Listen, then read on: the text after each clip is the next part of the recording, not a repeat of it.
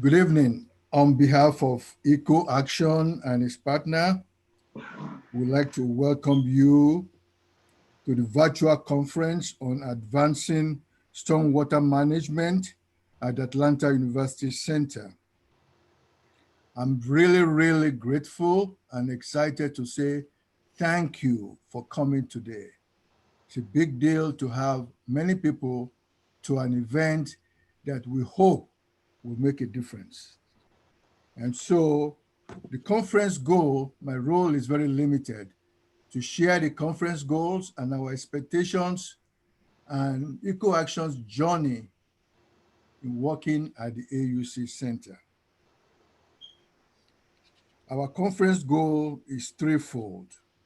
We want to share the progress that we have completed, ongoing and proposed stormwater management and green space at the Atlanta University Center. That's the first goal. The second goal is to underscore the need to retain and detain stormwater at the AUC high elevation in order to prevent and reduce the impact of flooding on low-lying underserved communities. And finally, to expand the AUC green infrastructure leadership team to advance innovative stormwater management and green space at the AUC communities. Those are the threefold goals. And the last one is very dear to me because we hope to get champions and leaders to come out of this conversation.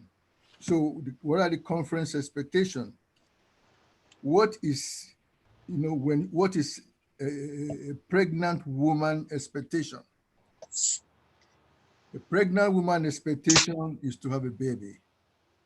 Our expectation from this conference is that we sow the seeds to have drum majors for comprehensive stormwater management, that we have AUC college leaders that are ready to move to the next steps, and we have AUC college directors of planning and directors working with us. And finally, to get our students more engaged in moving forward. That is our, what we want, expectation. In terms of reflections, we also want, as Lynn mentioned earlier on, we want as many people to reflect all that what is going on, record it, their thoughts and questions through the proceedings of this conference in the chat. We will provide opportunities to look at that later on. So what about EcoAction? What do? We're a 30 years old organization, and we promote a safe and healthy environment by helping Georgia communities organize to address environmental health threats. In other words, we help communities to gain power and then connect the impact of the environment to their health. And since 1998, we have assisted more than 140 community groups in 95 Georgia counties, providing community organizing, assistance, training, capacity building, leadership development, and connecting communities to resources.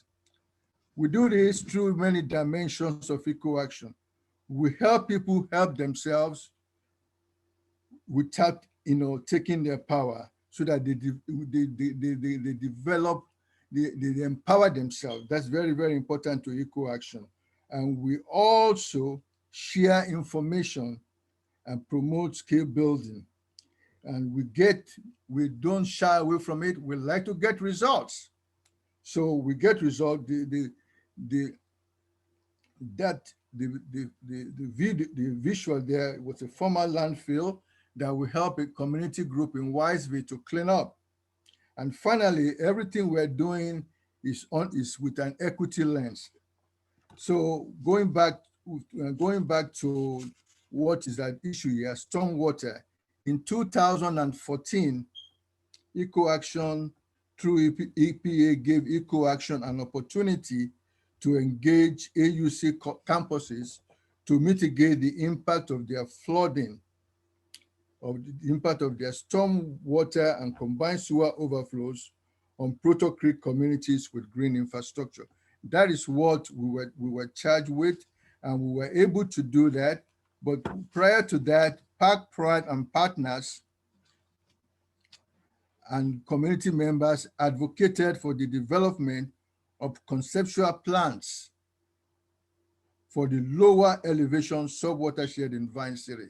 You can see, the lines of the water going from the AUC campus down to the underlying low-lying communities.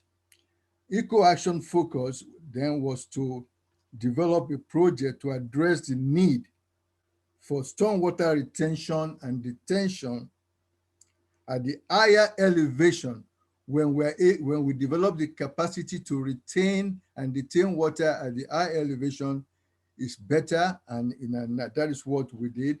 And in the process of doing that, in between 2014 and 2016, we shared green infrastructure concepts through teaching and research. We also engage students in community outreach, collaboration, and service. We involve students in green infrastructure conceptual planning and then hosted community forum and conferences. And in the process of doing that, we expanded our efforts towards to expand green infrastructure beyond Proto Creek. So this is showing you beyond Proto Creek Stewardship Council in 2013. Then we have the green infrastructure at the AUC 2014. And today, in 2020, we have the Entrenchment Creek Community Stewardship Council, all to show that everything we're doing, we're connecting one to another to reduce the impact of flooding in the low-lying communities. And finally, on the slide, you will see, before going finally, eco action work at the AUC started in the late 90s. Even before the EPA opportunity, eco action has been going to AUC classes, particularly Professor Shafi. We've been going to our classes on political science, on policy issues to teach them about community organizing, and also connecting equity lens in how they look at policy issue. We've been doing that since 1990. So we have a strong relationship with Spelman College, through that, and also Clark Atlanta University, Professor Olu in engineering. We're working with them to provide a lens of equity in what they are teaching to their students. So currently, we continue to promote and share green infrastructure benefits in the Proto Creek watershed. For example, Eco Action collaborated with EPA to do the EPA story map for the Proto Creek, and Mr. Dara Williams or Del Adoc will share a little bit about that in a few minutes before we leave. Then we also develop community-driven health impact assessments. And finally, the Atlanta Watershed Learning Network is expanding from Proto Creek all the way now to the Flint River. And more people are taking this sample of what we've done to develop their own work. Eco action, in trying to put it in a simple language, without the collaboration of our partners and the resolution of stormwater issue at the AUC, Proto Creek communities will continue to suffer from flooding impacts. Let us make stormwater management a way of life. Let us do what? Let us make stormwater management a way of life. That is the driving force, the value behind what we're trying to do today. So this conference seeks to advance this effort. With that said, I will now call on our friend and brother Jeremy to explore and share with us examples of stormwater green infrastructure nationwide, and then ending with what is happening here in Atlanta. Mr. Jeremy. Thank you, Dr. Yomi. Everyone can hear me all right?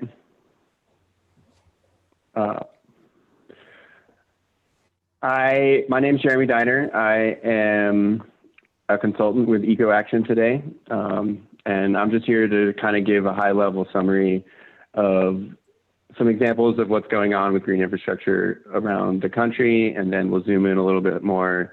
We'll look at what's happening around Atlanta, and then we'll zoom in a little bit more, and we'll start taking a look at what's happening at the AUC. So thank you for getting these slides up. I'll start with the first example on the next slide from Chicago. This is Loyola College. They're a great example because their green infrastructure initiative was led by students and faculty. They're working to reduce basement backups, cleaning up Lake Michigan, and protecting migratory birds by diverting 19 million gallons a year from the sewers. One great example, they have 55,000 square feet of green roofs, which is the most of any college campus. And they also have permeable pavers, rain gardens, an underground biofiltration system, and 7 cisterns. So there's a great example of some of the kinds of green infrastructure that universities are installing. And on the next slide, this is another approach from Texas A&M. So they have a sustainability master plan through 2038. So a really ambitious plan with stormwater management and water conservation as a major component of what they're doing. And so getting started already, you can see they have a 20,000 gallon cistern and 7 LEED certified buildings with 4 other cisterns there. On the next slide. So Georgetown University, this is another great example because they're a hilltop location. And so that demands careful stormwater management to protect the Potomac River downstream.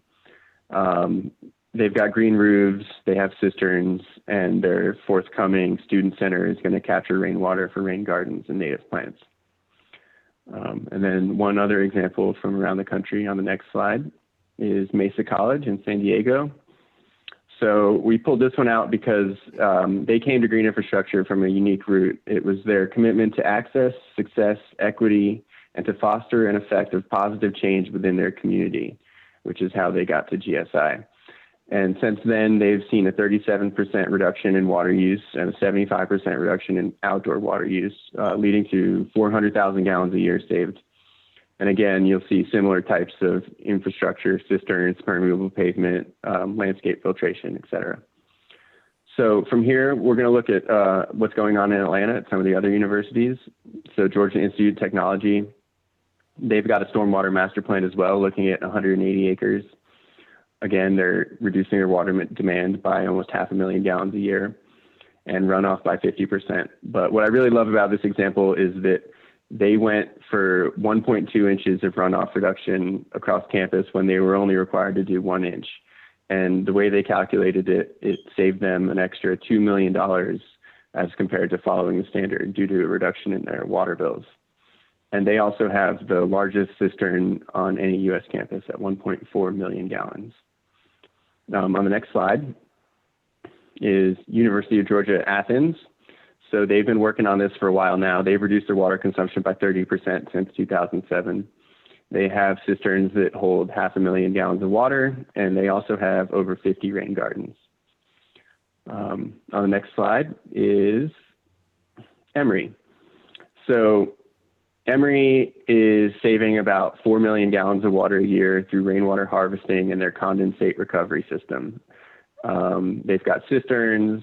They also have a residence complex, which diverts water through filters before entering a reservoir, which is specifically dedicated to toilet flushing. And they have over 2,000 gallons a day for that. But what's really cool about what's going on at Emory is their biomedical research facility pipes the HVAC condensate into nearby cooling towers, conserving 2.5 million gallons a year. So that's over half of their entire savings just in that one project. All right, and then now going on, we're going to look at the AUC briefly. So you'll see here on the left, this is the green infrastructure plan that was developed by the student teams. So they completed conceptual plans at Clark Atlanta University, the Interdenominational Theological Center, Morris Brown College, and Spelman, as well as adjacent properties. And so this project, as we're going to learn about tonight a little more, seeks to address Proctor Creek urban water quality issues and urban flooding by working with AUC and community to create green space, beautification, connectivity, all the while fostering community ownership, which is a really key part of this. And if you look a little closer at that diagram, it's kind of hard to see on this, but all those little brown spots are cisterns, recommended cisterns, and then all the green areas are green space. And if you look really closely, you'll see all these blue arrows. There'll be a blow up of it in another presentation, but all these blue arrows demonstrate how the water flows from one green space to another and how these cisterns affect it. And it really creates a great interconnected map of the area through green infrastructure. So I just wanted to highlight that before going on to the next slide. So just to call out Spelman for their great work. They've earned the Tree Campus certification for the 5th time recently due to their commitments to conservation and environmental initiatives.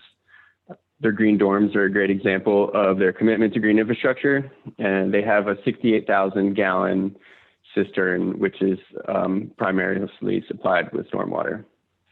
And on the next slide, you'll see one forthcoming project at Spelman, their Center for Innovation and Arts. They're at a 2-year planning stage for designing stormwater to include cisterns, conservation of portable water, and they're also finding that it's going to save money. So they've designed the system to capture over 3 million gallons of stormwater, which is 7 times the volume that was originally proposed when they first started thinking about this building. So that's really goes to show what some careful thinking and planning can do as far as how big of a difference you can make with green infrastructure. And the Georgia Power Foundation was really instrumental in that. And finally, on the last slide, just another great example of something that's happened at the AUC is the Brawley Drive pedestrian walkway and green space. So some of y'all might be familiar with this. They converted a street and adjacent lot into a safe outdoor feature, linking student interaction with nature, connecting the rest of the AUC to the library. But beyond that, this whole infrastructure also channels rain and runoff into rain gardens. It uses permeable pavers and native vegetation and recycles water for irrigation, all the while providing a great outdoor venue with seating and tables and space for people to gather. So that is just my highest level view of kind of some of the things that are happening with green infrastructure in universities. And without further ado, I will pass it off to Nataki, I believe. May I come in now, please? The president is coming in at 5:30, and we have 10 minutes right now before Professor Nataki introduces the president. Could we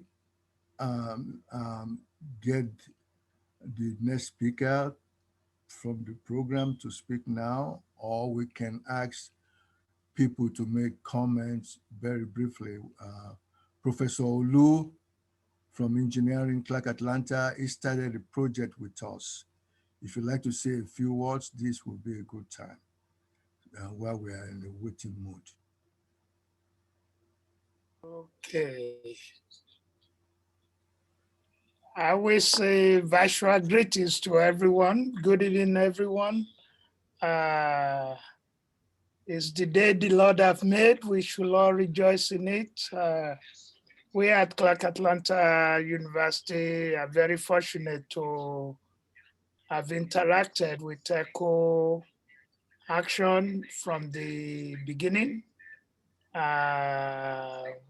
We also thank Dr. Yamin and the team at the ECHO Action with the joint project we did with the EPA for the Protect Creek.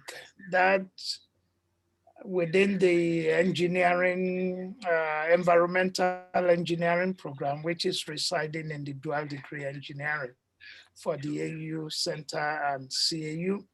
The students were exposed to several field work in terms of collecting data at the Protect Creek and also interacting with all the other partners that Dr. Yomi have already mentioned, Again, it's of great joy to have been part of the project, and I'm very, very glad that things are more advancing in the right direction in terms of some of the effort of the team. And glory be to God on that. Thank you very much, Dr. Yomi, for giving us the chance to be part of the team. Thank you. Thank you, Prof. Um, if I may also take this opportunity, Lynn, we sent out an outline of progress under three categories: completed task, ongoing, and the next steps. On the completed task, there is an error or an omission, rather, not it's an omission that says host and assemble an AUC design team. It is the Atlanta University Center Consortium that assembled the design team. EcoAction and partners and the community were engaged in this process to infuse um, stormwater issues in the planning that was going on at that time. And it happened, and they accepted many of the suggestions that we provided to them. So that is an error on my part. So Dr. Yomi, I see Dr. Campbell has joined us. So Okay, Nataki can maybe come we in. can have Nataki provide her introduction and carry on with the program. Okay, thank you, Lynn. Nataki, can you unmute yourself? Yes. Much. It is my distinct pleasure this evening to introduce to you Dr. Mary Schmidt Campbell, who's the 10th president of Spelman College. On August the 1st, 2015, Dr. Campbell began her tenure as the 10th president of Spelman College, a leading liberal arts college for women of African descent located in Atlanta, Georgia. Spelman has long enjoyed a reputation as the nation's leading producer of Black women scientists. Prior to arriving in Atlanta, Dr. Campbell was a major force in the cultural life of New York City. Her career in New York, which included various roles, began at the Studio Museum in Harlem, where she served for 10 years. Her role there began at a time when the city was on the verge of bankruptcy and Harlem was in steep decline. However, under her leadership, the museum transformed from a rented loft to the country's first accredited Black Fine Arts Museum. Dr. Campbell later served as the New York City Cultural Affairs Commissioner, a role in which she oversaw the operations and capital development of the city's major cultural institutions. Dr. Campbell then returned to the private sector to become the dean of the New York University's Tisch School of the Arts in the fall of 1991. In her more than 2 decades as dean, the Tisch School gained a reputation for producing trailblazer artists in theater, film, and interactive media.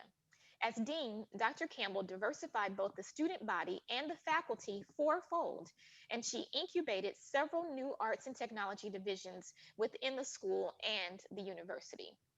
Dr. Campbell received her BA in English Literature from Swarthmore College. She earned her master's in art history as well as her PhD in humanities from Syracuse University. She holds honorary degrees from several colleges, including her alma mater, and having recently completed a book, An American Odyssey, the life and work of Romare Bearden, she is the recipient of the 2018 Hooks National Book Award and is a fellow of the American Academy of the Arts and Sciences. As impressive as Dr. Campbell's background is in the arts, she has been a champion of sustainability initiatives at Spelman College and is working to make Spelman a leader in innovation that brings together both the arts and the sciences in an integrated manner. And it's that same type of integrated manner and innovation that has brought forward the vision that is being talked about tonight in terms of addressing issues of stormwater management in the AUC. Without further ado, I would like to welcome and present to many and welcome to others Dr. Mary Schmidt Campbell, President of Spelman College. Thank you so much, Dr. Jelks. It's such an honor to be introduced by you because you are our shining star at Spelman College among our faculty and such a staunch champion of the environment and of environmental studies. And I see the chair, Dr. Sheffield, is here this evening as well, and she is one of our biggest advocates at Spelman, along with Dr. Jelks. In fact, that's one of the things I just want to talk about a little bit this evening, and that is the experience of coming to Spelman College and discovering a community that is absolutely passionate about the environment. So I really was very honored, Dr. Neuby, to be invited here this evening to speak at this virtual conference. I'm a little intimidated because I feel as though I'm surrounded by experts. And as you heard from from the introduction, I have been in the arts most of my life. And in fact, just prior to Spelman, had been at an art school where, we spent more time talking about whether someone could point their toe or make a film or act on a stage, frankly, than we did about the environment in the East Village. So I just want to get that off the table. When I came to Spelman, I was so pleased to find that I was really surrounded by a community that was quite passionate about the environment. I mentioned the faculty, Dr. Jelks, Dr. Sheffield, but also our staff. Art Frazier, I'm sure Art Frazier is here. I see his square. His face is not available, but I see. Hi, Art. Art Frazier, who's our Director of Facilities and Management. Every conversation I had with him was a conversation about how it would impact the environment. And then to be introduced to the members of the community, people like Lyndon Green. I don't know if Lyndon is here this evening, but members of our community, to find that they too were committed to the environment. And I think one of the most really exhilarating aspects of Spelman is our students. And our students are absolutely on the cutting edge when it comes to the environment. And so I want to share with you this evening an idea really that emerged from them and how the college is planning to put that idea into action. So back in 2016, our AUCC students, faculty, and staff completed the development of 9 conceptual plans to capture 22.4 million gallons of stormwater. And again, here I'm going to be very honest. When they came and began to discuss stormwater, I actually had to go and find out, well, what is the issue with stormwater? And of course, we here on the AUCC are on a somewhat elevated plane here in Atlanta.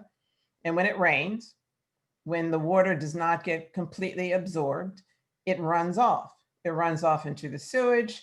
It runs off and overflows Proctor Creek. It runs off, it floods, it does all kinds of damage.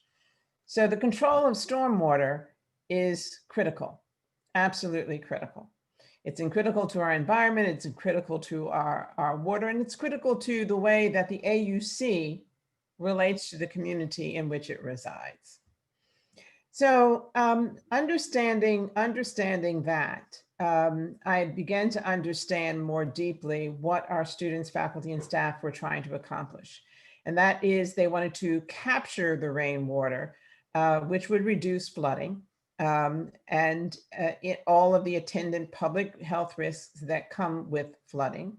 It would reduce damage to public and private property. and it would reduce the degradation of the water quality and the quality of life for Proctor Creek communities. The students called these plans a moral obligation. And I'm very pleased to see this evening Todd Green, who is our director of the Atlanta University Center Consortium. But for them, it was a moral obligation, not just for Spelman, but for all of the AUCC colleges. We had an opportunity to do something quite extraordinary because the college is planning to build a new academic facility. For the first time in the college's career, we would be building that facility outside of the gates. For those of you who know Spelman, you know very well that we are surrounded by a very formidable set of gates. But our idea was to put this building outside and to make it a front porch to our West Side community. And part of that was also to take the steps to begin to think about what we could do to improve the environment. And we are pleased that Echo Action provided us a partnership funded by the Georgia Power Foundation to maximize the amount of stormwater captured at the Center for Innovation and the Arts building site. It was one of the sites that was recommended by our students. Art Frazier, I'm sure, is going to share with you the steps in the 2-year process to design for cisterns, conservation of potable water, and for us, very important, saving money. Suffice it to say here that the project will take 3.3 million gallons of stormwater per year out of the combined sewer system, 7 times what was originally proposed for the Center for Innovation and the Arts building site. We are about 2/3 of the way through the fundraising for that building. We'd like to think that it's imminent. Thank you. Thank you, Fatima. We can feel it. We're almost there. But when we announce this building formally, when we announce that we have completed the fundraising, we will be able to announce this project not only as adding an academic facility to Spelman, and that is important to us. I don't want to downgrade that for a minute.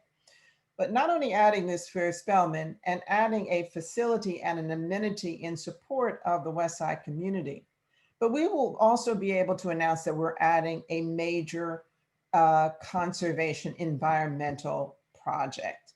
And this project will be part of the innovation that the Center for Innovation and the Arts carries with it as part of its title.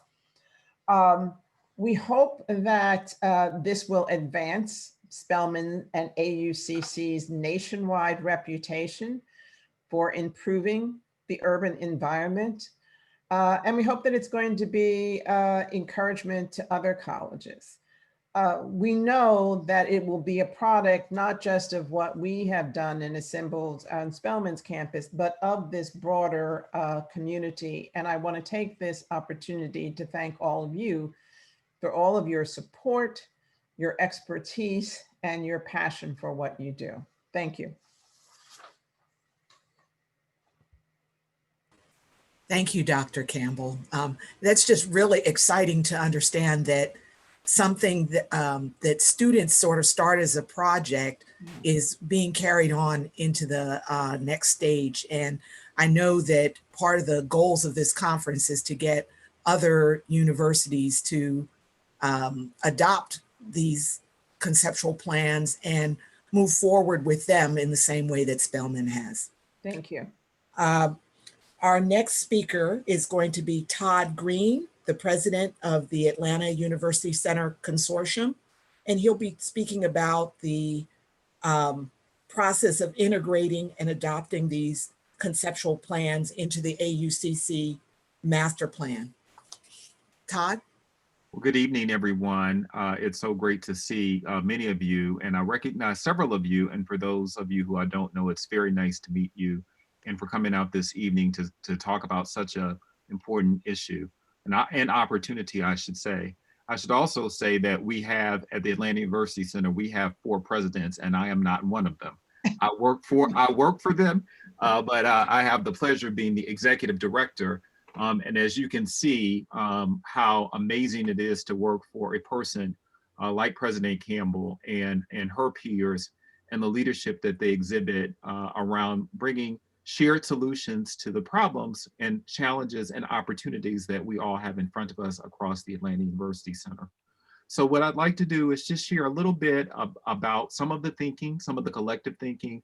Many of you participated in a process where we talked a bit about some planning and some opportunities for us to think about how we can envision what the Atlanta University Center could look like in the future. And so I'm not sure if I should share my screen or if you will be. I'll share it. I'm ready. I just didn't want to block you. Hold on. All right, great. So I want to just begin by saying that about a year and a half ago, and many of you participated in this process, we began to think about the Atlanta University Center area. Of course, many of our institutions had plans. You just heard about an amazing project that President Campbell just shared. And that's just one of the many plans that Spelman would think about doing over the next several years. Of course, our other institutions across the Atlanta University Center also had thought similarly.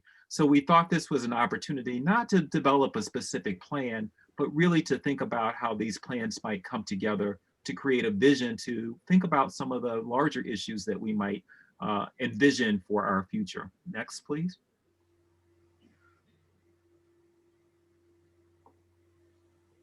Next slide, please. Technical difficulties. Hold on. Okay, no problem. There you go. So as we began to do that, we also recognized that we wanted to have some help. And the help that we got was from bringing in a firm, a design build firm that had actually had quite a bit of experience in working with colleges and universities in urban environments who could help with the vision, along with some local partners. So you'll see that SOM was the firm that was selected along with the partners that you see represented. Next, please.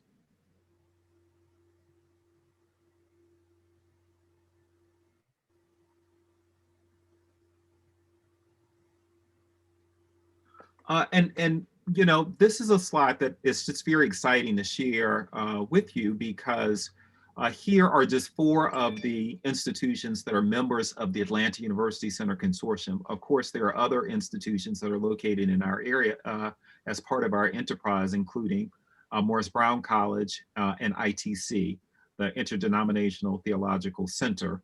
But here are the 4 that comprise the Atlanta University Center Consortium.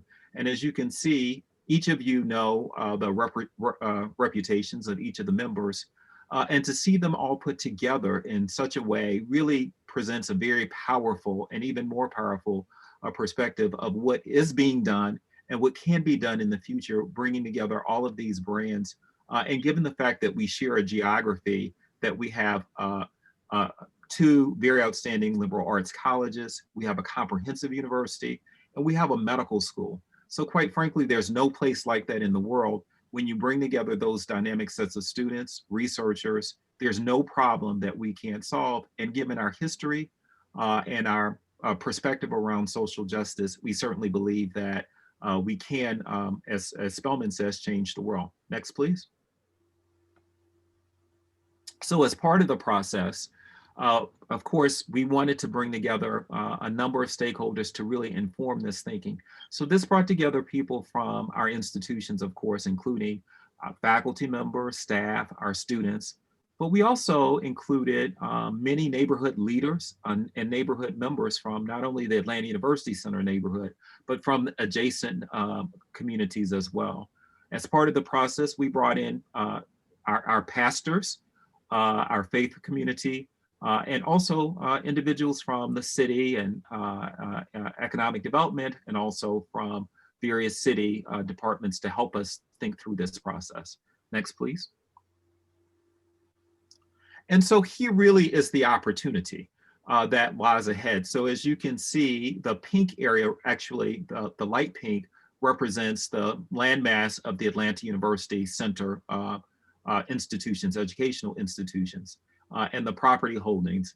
And then you'll see in the fuchsia areas, the bright pink, would be a lot of the development that is happening just right around our campus. So there's literally billions of dollars of development that's happening around our campus. So this really presented very much of an opportunity for us to think about how we might envision our future, but really to take charge of that, to take that opportunity to think very proactively about what is the kind of community we want to have, and to be very intentional about our desires, not only around our education, but we want to be a place where our faculty and staff can live and learn. And there are other factors that we wanted to see. So developing some level of intentionality around how we react and how we respond to the areas around us was certainly an important consideration. Next slide, please. So from this, a vision was developed, and it was one that is very important, and that's being connected to the community, that really amplifies and is integrated with our community and the schools.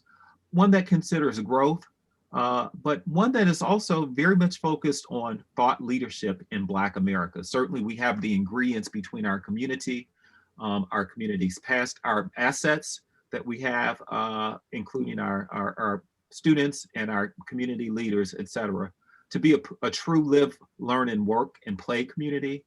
But one that also positions our campuses for future, for their academic success, one that allows us to continue to be competitive to attract students and faculty, and really a place of dynamism, a place of excitement. We want to be a place where people want to come, and that they can continue to be a place that people can want to come, and to develop those types of amenities that we know are important in making that happen. Next, please. And importantly, respecting the rich tradition of the neighborhood. So a couple of things that we began to think about, and these renderings are just examples. Now, I just want to continue to emphasize that throughout the presentation here, is that how can we begin to think about shared uses? So are there opportunities for us to think about places where we can share academic spaces, sports spaces, common spaces, laboratories? Some laboratory spaces, for example, can become very expensive. So that is definitely something that has been under consideration. Now, of course, one of our very successful efforts in terms of a shared facility is the Robert Woodruff Library, which by any means is a tremendous success, and one that's already been mentioned earlier as part of the discussion. Next, please. Another key theme was, how do we demarc the area? So how do we begin to think about creating and defining the Atlanta University Center as a defined space, and what does that mean? So on the left, you'll see a brand new building that Morehouse School of Medicine helped to develop, where our student health, AUC, Student Health Center, is located. But in front of that, you'll see a sign and signage that really begins to say and to create a sense of place, a sense of arrival, that you're coming into the Atlanta University Center area, a place that marks our history, but also our future. Next, please. Another aspect that was very intentional as part of this planning process had to do with connectivity. So we know that the currency of the future and even of today is being connected virtually, but also being connected physically. So our students, many of them are coming, and our faculty are coming to Atlanta to not only participate as part of the rich community that we have, but also to be connected to the wonderful neighborhoods that surround us, and to take advantage of the opportunities that Atlanta affords. So how do we think proactively about both our public transportation, whether or not it's the Beltline or MARTA, and creating safer places and safer opportunities for students and our campus stakeholders to get to these transit locations? Maybe is there an opportunity for us to have the Beltline, but also walkability? We are not on the Beltline, but we're very much near the Beltline. So how can we think about connecting through walking, bike paths, and other forms of mobility? Next, please. And then also connecting us to downtown and to surrounding neighborhoods. Now, the example that you see here is just across the street in Castleberry Hill, and you'll see the Russell Center, the Russell Entrepreneurship Center. But how do we create a physical connection, but also an intellectual connection as we think through these efforts? Next, please. I've already talked about walkable, transit-oriented, and safe. So what are the requirements in making that happen? And one aspect of, at least one thing that I know many of you may know, I know that there are several planners on the call here, but animating the community by having more action, live, work, and play really helps to make the community safer as well. So that's something that was identified as a key aspect of how we want to move forward. Next, please. And so out of the plan, there were a couple of key aspects that were identified as part of the framework. Adaptive reuse of some of our heritage buildings. We have some amazing buildings on each of our campuses that are rich in history, but are also rich architecturally and have architectural significance. How do we create these physical spaces that really allow the community to work? For the purpose of this, I want to specifically call your attention to an integrated stormwater park system that was identified as an opportunity about how we might be able to move forward with this. So I want to just make sure that there is an homage to this particular conversation as being embedded as a key aspect about how we could imagine our future with that in mind. Next, please. And a lot of this is about leveraging technology. So there are all sorts of technology. Of course, we're interested in technology that enables the types of educational and research opportunities that we're known for and how we're connected to our community. But we also recognize that these technologies can be utilized around climate change. They could be utilized around other types of environmental efforts and sustainability. And that's something certainly that many of the faculty members who are on this call now are very well steeped in providing those types of experiences and helping to guide the thinking that we undertake across our campuses. Next, please.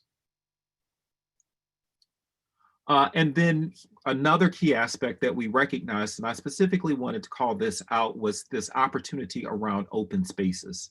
And the reason that I'm pointing this out is because there are many opportunities to recapture stormwater and to create amenities that can be embedded as part of the natural look and feel of the campus that can provide a park-like amenity, but that of course serves a dual purpose of helping to address some of the stormwater issues.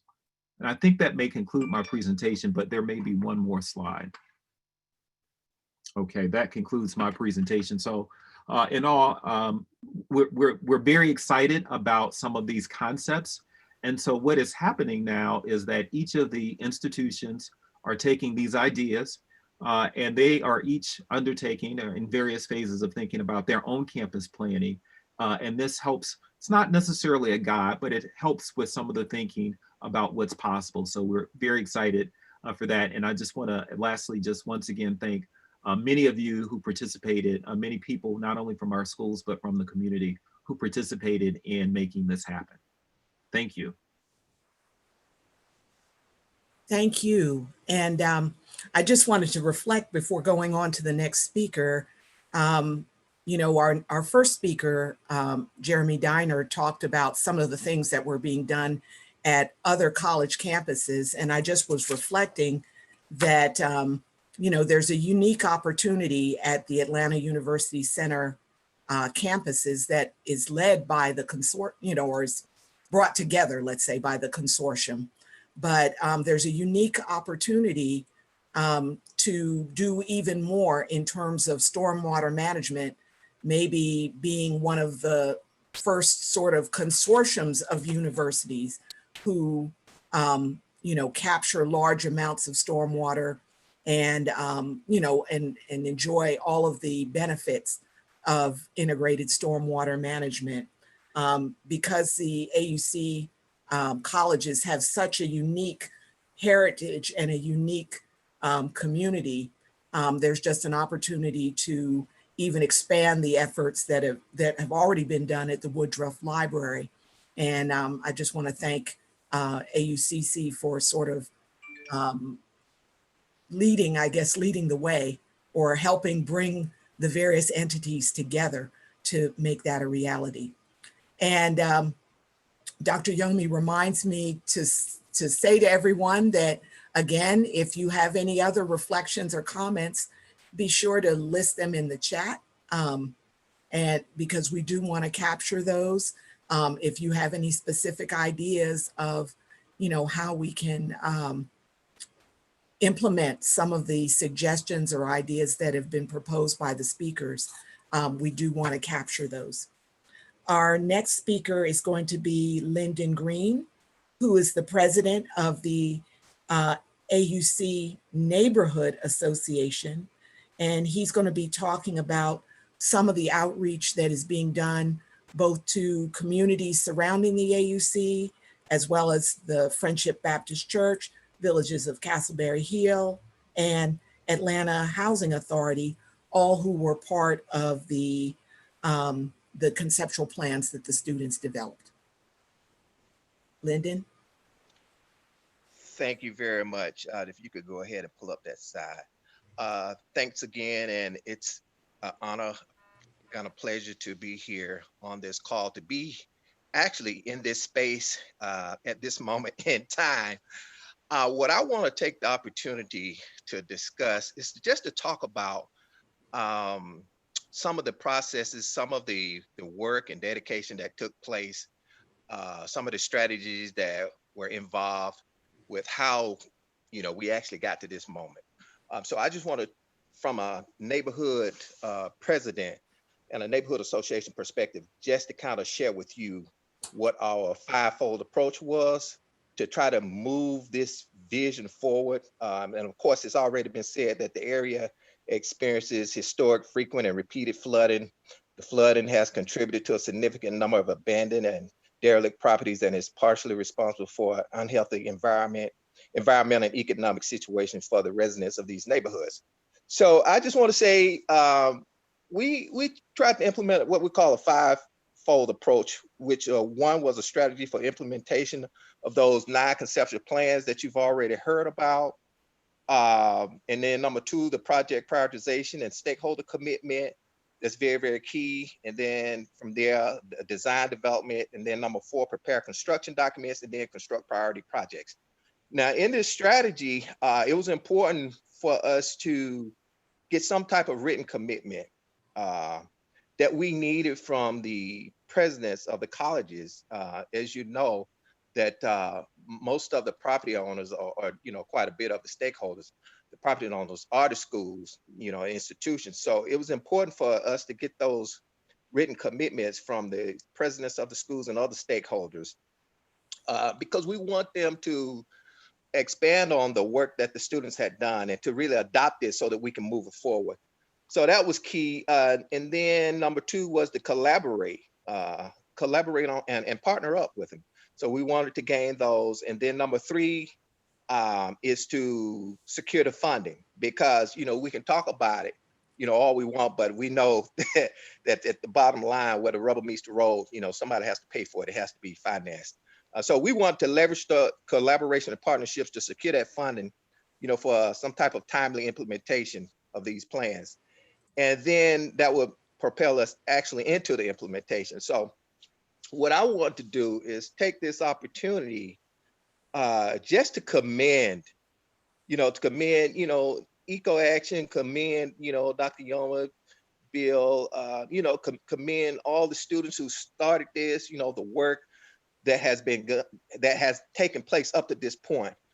And I want to commend you for that. And I also want to acknowledge, because it's very exciting. It's very exciting to be a part of something, to get to a point where you actually connect, in a way that's beneficial for the community, because you're in a position where some people may not even care about, you're on a high elevation, you may not even care about what happens downstream or to the community. But we're very, very fortunate to have those types of leaders in place now who really cares and who not only cares, but is willing to step out and to partner with the community to do this.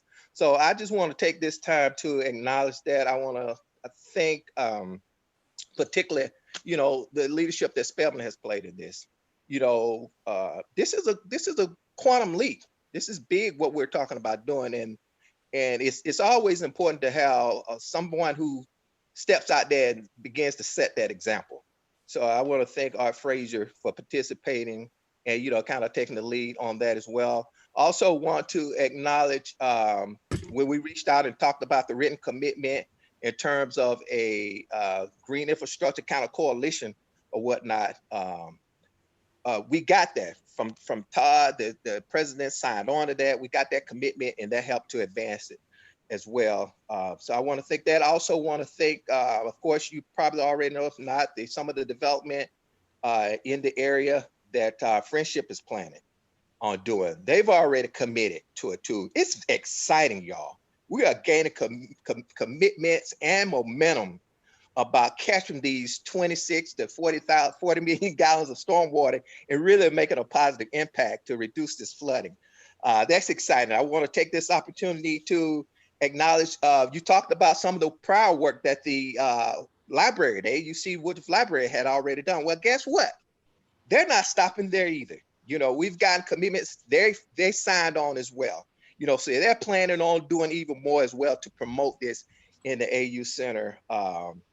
And also, I also want to, who else? I know I'm leaving some people out, but I just want, like I said, I want to take this time just to share my excitement and enthusiasm. Because, given the current climate, some of the things that we're going through in this environment, to have the type of leadership in place who, like I say, again, who's willing, because easy, you could have said, hey, look, these are students who have come up with this, but the research has been done. It's been put out there, it's being adopted, and we just want to continue this momentum. And I want to reach out to you and say, hey, look, if you have not signed on yet, whatever, you could be in any stage of the process right now in terms of engagement in our commitment strategy. But if you're committed to it right now, I just want to say, jump on board. Go ahead and take this opportunity, reach out to us, and go ahead and get on board with this. Some of the other communities, neighborhoods surrounding our lawn as well. I just want to say these are very exciting times. Thank you all for the impeccable work that you've done, and I'm just overwhelmed with excitement. Lyndon, let me say this before the next speaker, please. Thank you for mentioning the current leaders for green infrastructure, stormwater management at the AUC. We also want people at this call who would like to be champion for stormwater management to sign on. Put a chat out there that I would like to be a team leader, to be part of this team. We'd like to know that. I would also like to acknowledge other leaders like Professor Shafi, who I've been working with since the late 90s, going to our classes, and she helping us in the community as a champion for environmental justice. She's been doing this for a long time. She's also a member of this team. But I will add Fraser, who opened himself so that students can work with us. So at Fraser and other directors of planning that are not part of this, I'm encouraging you, if you are on the call, to sign on to this deal today. I'm just excited by the momentum that we're gaining through this conference. And I want to call on as our next speaker, Art Fraser, who's been mentioned a couple of times both in this presentation by Dr. Yomi and by Lyndon, who's the Director of Facilities Management and Services at Spelman College. And he's going to give us a little bit more detail of some of the green infrastructure work at Spelman College, including the proposed work at the Center for Innovation in Arts. Mr. Fraser. Well, thank you, Lynn. So yes, I'm very pleased to be here, and would also acknowledge one of my partners in crime, so to speak, Dr. Shafi. We both serve as co-chairs of Sustainable Spelman, and along with others like Lataki Jelks, we determined we established a vision for sustainability at Spelman that included sustainability as a way of life. Earlier Dr. Yomi mentioned stormwater as a way of life, so that fits in well with Spelman's vision for sustainability as a way of life. And from the look on Lynn's face, she's still trying to pull up my presentation. Got it. You got it.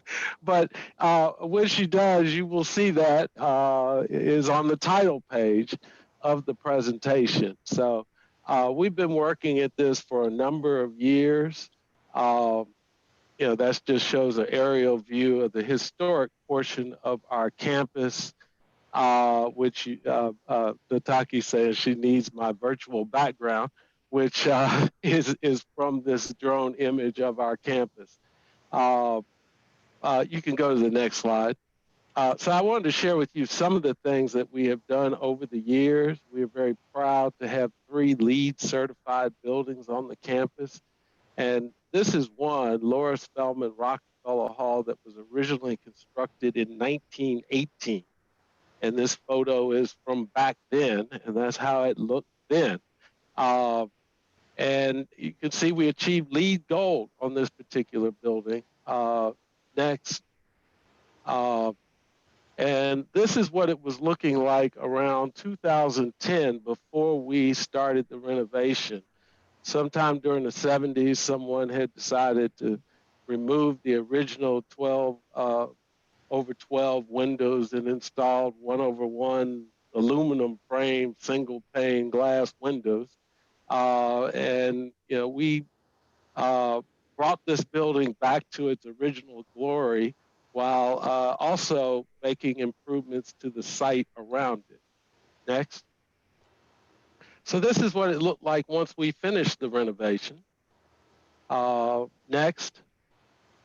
And this is on the upper left-hand corner, you'll see a picture of the roadway in front of it from May of 2010, immediately following baccalaureate services on the campus. The roadway next, this has about 5 different pieces to it.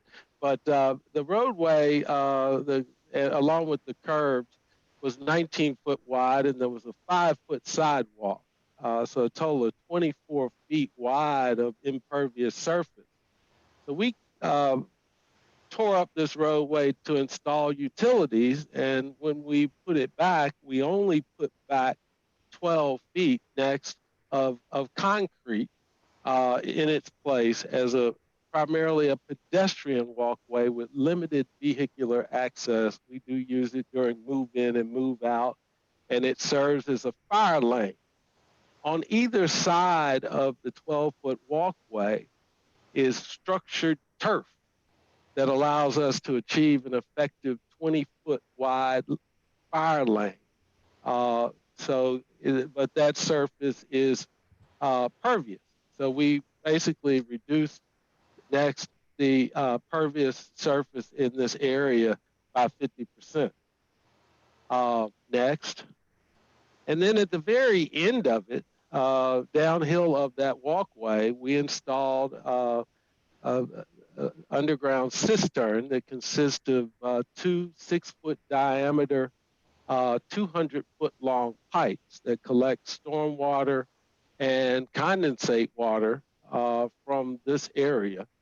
And then we tied an irrigation cistern replenishment well to that cistern.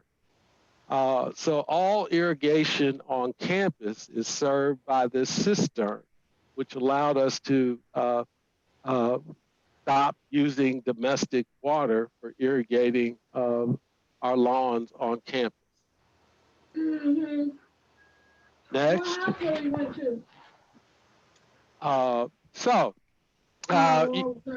You heard others speak about the green infrastructure plans that our students put together. On the screen, you'll see a diagram of the areas proposed by our students. And I want you to pay close attention to the Spelman Lot detainment vault area that was identified by our students as one of the potential sites. And I believe Imani Love, one of the students at the time who worked on this plan, has joined us on this evening's call, now in her role as a Spelman alumnus. Next.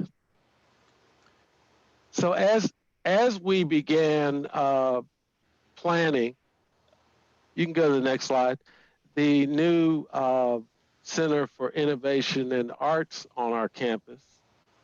Let me see. Yes. You heard Dr. Campbell mention this, and also Jeremy. This is a rendering of the new Center for Innovation and Arts designed by Studio Gang architects out of Chicago, Illinois. And it is actually sited on that parking lot that was identified as one of the potential areas where we could increase stormwater retention on the campus. So as we began the design of this, Dr. Yomi and Bill Eisner approached us and were interested in, as we designed this site, if we could incorporate greater retention of stormwater than we would typically do when we build this building. Next. And so along with some funding provided by the Georgia Power Foundation, we engaged Long Engineering, who was doing the civil engineering design for Studio Gang architects, to explore how we could increase the amount of stormwater being collected on this site. Their initial design, in order to satisfy code, called for retaining about 472 gallons of stormwater per year. And the proposed expanded design over and above what is in the base construction drawings would bring that expanded design, that design retention area up to 3.3 million gallons of stormwater per year. And the plan is to use, and that's not only collecting stormwater, but it would also be collecting condensate generated by the air conditioning systems in the Center for Innovation and Arts, and preventing them from going into stormwater and sewage systems. We propose to pipe that water over to the Shepherd Central Plant, which is one of the earliest collaborations of the Atlanta University Center institutions. That plant was originally established by Atlanta University, Morehouse, and Spelman in 1927, and has been over time providing originally electricity and steam to the campuses, and now it provides steam, chilled water, and medium temperature hot water to Morehouse, Clark, Atlanta, and Spelman. And it uses a lot of water to do that. There are 3 very large boilers there and 2 chillers with cooling towers that constantly consume City of Atlanta potable water. So by providing this water from this detention to the plant, we would reduce our costs for water use at the plant. And what we're doing is, in a sense, just a small drop in the bucket. Is simply 12% of the total water demand of the central plant. So there's lots of opportunities for routing stormwater from Clark, Atlanta, and Morehouse. That plan is at the intersection of our 3 campuses. So we can explore further opportunities to divert stormwater that could be used at the plant. So we're now, Dr. Yomi and others are now looking for helping us with implementation funding for adding to the retention capacity that we're providing in this new building. Thank you.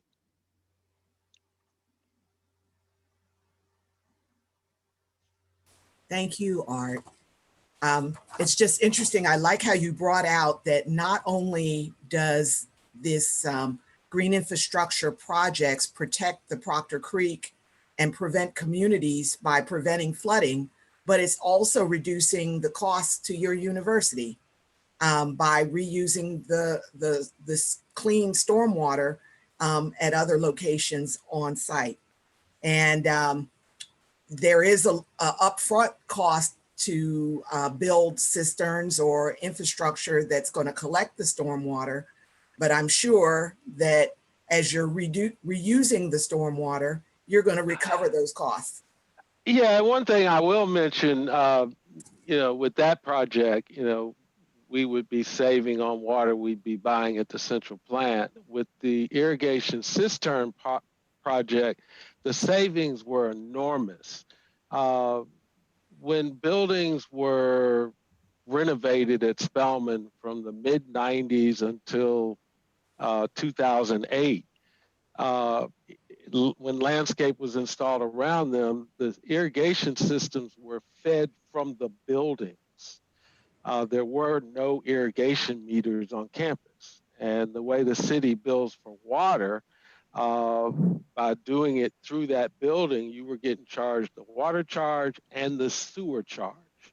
And when we built the Suites Residence Hall, which is LEED Silver certified in 2008, we installed an irrigation meter for the landscape in that area. And that water cost is about 20% of what you pay for the domestic water. And we also have one on the other side of campus. But so we have, by doing the cistern for the irrigation, we eliminated all of those costs. Just makes you wonder, why others are not doing more around this green infrastructure. It's a cost saver. It's a triple win. I want to just keep on going to our next speaker. We're running a tiny bit behind. It's Kimberly Scott, president of NPUT, who's going to talk about a unified approach of stormwater management for the city of Atlanta. What we do upstream can help meet Environmental Protection Administration consent decree requirements. Kimberly? All right, thank you, Lynn. Again, my name is Kimberly Scott. I'm chair of NPUT, that's Neighborhood Planning Unit T, as in Tom, and it includes several neighborhoods, including AUC, Asheville Heights, Beecher Dunley, West End, Westview, Justus, and Booker T. Washington. And so first of all, I want to say thank you to Dr. Yomi for the opportunity, Bill Eisenhower, and I want to say a special thanks to Dr. Campbell for being such a forward thinker with your proactive measures to develop some sustainable measures along AUC. And then I see a lot of my colleagues here, Todd Green from AUCC, as well as my president, Lyndon Green, for the AUC Neighborhood Association, and then Mr. Frazier, obviously from Spelman. And I didn't see Mr. Bertrand, but he's been a real pleasure to work with on some of the green sustainability projects that we're doing in the community. So I wanted to acknowledge him as well. So Ms. Lynn, if you can start with the slides, please. Okay, so Dr. Yomi gave me a task, obviously, to talk a little bit about a unified approach of stormwater management. And we talked about it prior in a former conversation and what we could do upstream and adjacent to different watersheds to help meet our EPA consent decree requirements. And so I'll just talk a little briefly about that and my idea around that. So next slide, please. So when we talk about stormwater management, what gets me really excited is about, the gray versus green stormwater management. And I put the disclaimer here, can we all just get along? Because traditionally, next slide, Lynn, great stormwater management has included some very traditional approaches to stormwater management. And here you'll see a huge concrete drainage basin or swale. And a lot of that traditional approaches included bigger pipes, transfer stations, tunnels, treatment facilities that we've all seen around the city of Atlanta. Next slide. That's okay. So green stormwater management obviously is our green infrastructure that you've heard a lot of people talk about. And so when we think about green, we think about green roofs, permeable pavement, vegetated swales. All of those things can be seen around the city of Atlanta, and different green stormwater management measures that we can incorporate. But why do I think that it should be an integrated approach is obviously you do have a mandated consent decree that the city of Atlanta has been on and under since the late 90s. Next slide, Lynn. And just kind of giving a little timeline. So, and with that consent decree, I know Commissioner Todd Green is on, Todd Hill is on, but we have a consent decree budget at the time that was approximately $2 billion consent decree program for our capital improvement projects. And obviously it was substantiated with the most tax that we voted on over the years and just recently voted on last year to extend. And some of the projects that have been completed out of that most tax and under the consent decree that are adjacent to AUC have been the Rodney Cook Park and some of the Boone, which is the old Ashby street stormwater improvements. And so why we are pushing an integrated approach is because, as we all know, the AUC is part of the Proctor Creek watershed, and it's at the highest elevation within the watershed than most of the other communities and neighborhoods within MPUT. And so the integrated approach will allow us to not only deal with water quality, but water runoff as well. And with an integrated approach in making sure that our consent decree projects, as well as the most projects that are included and part of the consent decree, are completed, you also have the opportunity to push some other green infrastructure and stormwater management projects that will be able to basically provide a well-rounded approach to deal with stormwater management and also to deal with the localized flooding that we really see in the community around the AUC. And I really want to stress that because a lot of times we want to deal with just the consent decree, but we also have some localized flooding on residential streets that are really being impacted. And if we can do an integrated approach with the consent decree projects, but also some green infrastructure projects, that will help us to eliminate localized flooding in our area. Next slide, please, Lynn. So one of the things that, I wanted to push with the integrated approach is some goals or initiatives that I thought would be great to implement and talk about tonight. So structuring our federal consent decree, again, those projects that are specifically designed for the Proctor Creek watershed, as well as the Greens Ferry CSO basin, that will capture the runoff upstream to reduce its impact on on-site stormwater retention, specifically within AUC and the neighborhoods. Containing that stormwater runoff with a combination of, again, of an integrated approach, gray and green methodologies, developing innovative pricing. And we talked about possibly doing a stormwater utility. It's my opinion that we don't need another bureaucracy, but maybe a fee structure that's also part of the Department of Watershed Management that can be separated and include and capture fees to be able to fund and manage green infrastructure or stormwater projects. And also implementing demonstrated and pilot scale projects. So when I say demonstrated, again, the ones that we've already done, and I say we, the city of Atlanta has already done adjacent to AUC, but the pilot scale projects like what Spelman is doing along the AUC campus, and then some of the other projects that I'll talk about at the end that the neighborhood have been involved in. And then our comprehensive neighborhood scale programs, again, those are things that can be implemented in and around the AUC that will help with the stormwater runoff, the water quality, improve our water quality, and eliminate localized flooding in our areas. And then public education campaigns. One of the things that I started doing around Engineers Week, because my professional background is also in engineering, planning, and construction, is mentoring and facilitating Introduce a Girl to Engineering. And that has been, it's taken off. At first I was a role model, and then now it has developed into a nonprofit, because I think our youth need to understand and acknowledge that engineering and solving engineering problems is not only a way of life, it is our life. And those concentrated around water and water quality are also very important to improving the quality of our lives. So I think, Lynn, I don't know if that's my last slide or not. Okay, so what are people saying? What's the most tax? With some of the highest sewer and water utility bills or rates in the country, why are we still experiencing flooding in Atlanta?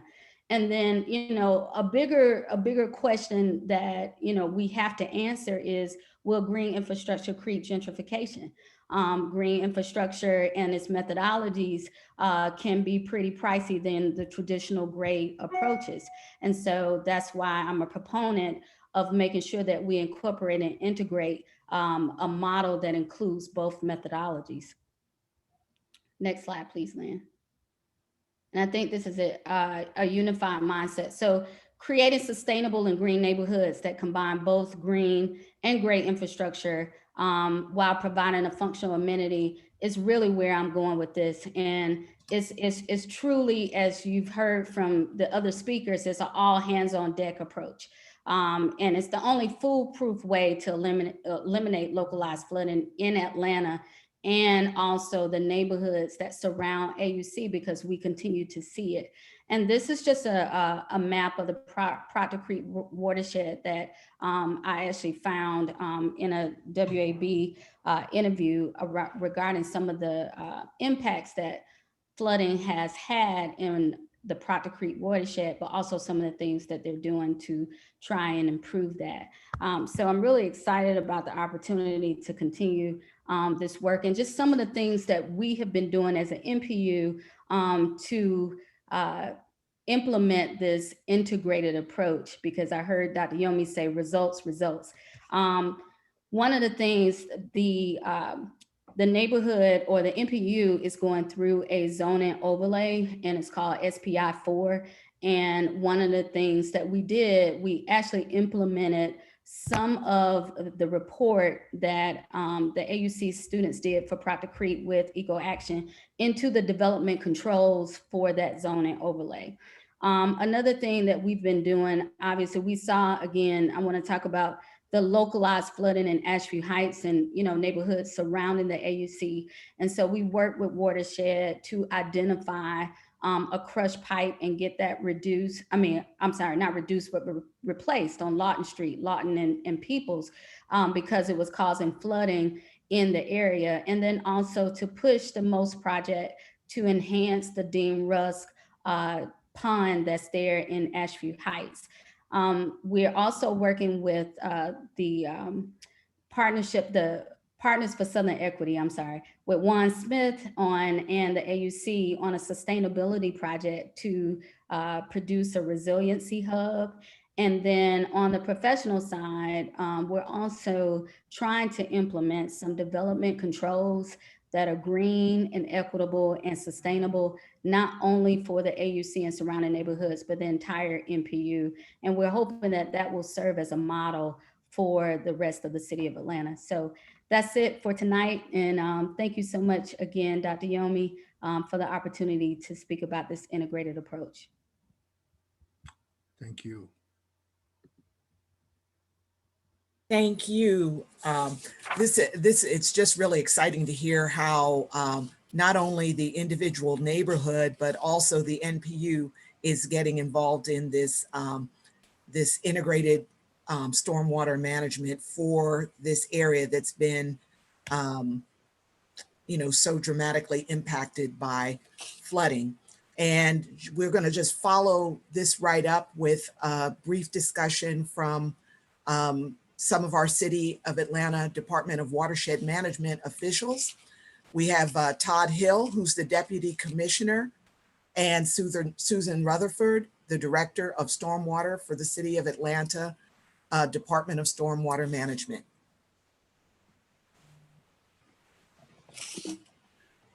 Good evening. Thank y'all for having us here tonight. I'm very excited to be a part of this conference tonight, and I really want to thank Dr. Yomi and Bill Eisenhower for inviting us. I was glad to follow right behind my good friend, Kimberly Scott, and she was right on about integrated planning for storm water and for green and gray infrastructure. And so that is something that we have been doing. We're Cooks Park's next phase is actually adding 75 more acres of the watershed, separating the actual combined sewer system, the storm system, from the combined sewer system, so that you'll see a lot of piping going in to make sure that we get that storm water to Cook Park, so that can take that capacity off our combined sewer system. I was asked to speak briefly about the new updated stormwater ordinance, where we made some changes. I would say that the big changes have been that it requires all the linear infrastructure projects to do stormwater management. And that will affect the community a lot, because all these road projects, sidewalk projects, trail projects all now have to have stormwater management, which they were exempt from in the past. Also, we have also made the ordinance a lot clearer on its intent to promote the green infrastructure for the first 1 inch of rain. So if a developer can't do that on his site, he can do an alternative runoff reduction, but we have a tiered approach on what we want them to do. We don't want to give them an exemption to go back to the old ordinance requirements without looking at all the opportunities for green water, water conservation, reuse, etc., and do a combined approach. If he can't do it for the whole site, maybe he can do it for part of the site. The other thing is that for large homes, 5,000 square feet of impervious area or more, they have to go to the commercial development standards for stormwater management. So instead of being allowed to just put in the 1 inch rainfall green infrastructure, they have to actually put in detention systems to manage their stormwater runoff. And then what's upcoming on updates to the stormwater ordinance, one of the things that we had looked at when we were doing the draft ordinance was requiring extended detention times from the 24-hour period to the 48-hour period to release stormwater slower, to have a greater impact on reducing flooding in the area. And what we're going to do is we're actually doing a study on that, because we're looking at, we realized when we were going to do it, one size does not fit all for the city. And a lot of it is based off, some areas are more likely to have a lot of development. And so we're looking at overlay districts and how it would impact different communities instead of one size fits all for the city. For the rest of our presentation, I'm going to turn it over to Susan Rutherford, our Director of Stormwater Management. She's going to talk about projects in the area and how we can potentially work together as a city and the community. Thanks, Todd, and thanks to Bill Eisenhower and Dr. Yomi for inviting us again, and also to Eco Action, and they've worked a lot with community education and organization, with the Entrenchment Creek group as well as the Proctor Creek group, and just appreciate the amount of public input that a lot of your colleagues and citizens provided. That's a lot of effort, I think, to ask of people to to understand a technical issue and make a public comment about it in this weird online format that we're all dealing with public meetings. So just appreciate the community, just the education that you all provide on that. With projects, yes, Kimberly Scott laid it out really well with the integration that needs to happen with gray and green, and there are a lot of things that we're doing with that. A lot of what we've done is, as DC Hill, as Todd Hill mentioned, is implementing the Park Pride and the community Proctor North Avenue green infrastructure plan, and then with the most dollars, so most municipal option sales tax has funded a lot of the consent decree work that's happened, and it's ultimately it funds a lot of both the gray and the green infrastructure, the Cook Park and the Boone Boulevard kind of projects are ultimately supported by that. And then just in 2016 or 2017, City Council authorized 10% of those most funds to just be used for stormwater for all over the city, not just in the combined sewer area. So we're using that money to address some of the localized flooding. There are certain conditions where we can undertake projects with public funding. And so that's for stormwater, that's projects that are in the right of way, in the public right of way, projects that are on city property, and projects where we have an easement on the stormwater itself. And then we can also look at, where some flooding is happening, if that's coming from private property into public property into private property. So those are some of the ways that we can look at funding projects. In the Proctor Creek area, we've in the Atlanta University Center area, we've recently done the green infrastructure work at Cleopas Johnson Park, right there on Northside Drive, adjacent to the campus. And I will point out that we've recently gotten some internal analysis and gotten some approvals on preliminary approvals on some projects that are actually in the public right of way within the Atlanta University Center campus, some stormwater planters. And we'll be looking forward to getting, to contacting and working more with the AUC in the new year to look into, more specifics on those and get some input on where those can go. We also have our Green Infrastructure Design Challenge. And there's a project close by to the campus at Martin Luther King and Hunter Place. And part of that design challenge was that we have community participation on these design consulting teams. And there is a Spelman College professor, Dr. Dakal, Nirajan Dakal is on that community rep on that design team. And I know Nataki Osborne is on another one of the other design teams for the other projects. So that's just a brief kind of summary on the on kind of how the city of Atlanta and our department can partner with some of the funding that we have. But we stand ready to, talk with the Atlanta University Center leadership about whatever proposals that that are going on, that we're able to, with our limitations, that we're able to work on.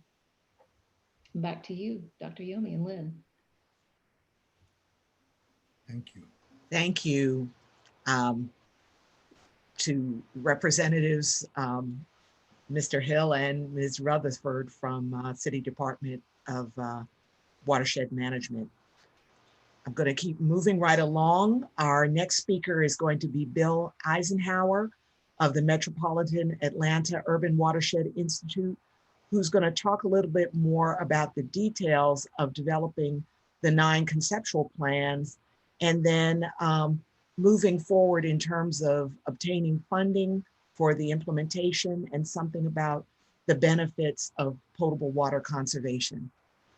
Bill? you're muted, so I'm gonna unmute you. Let's see if I can do that. Oh.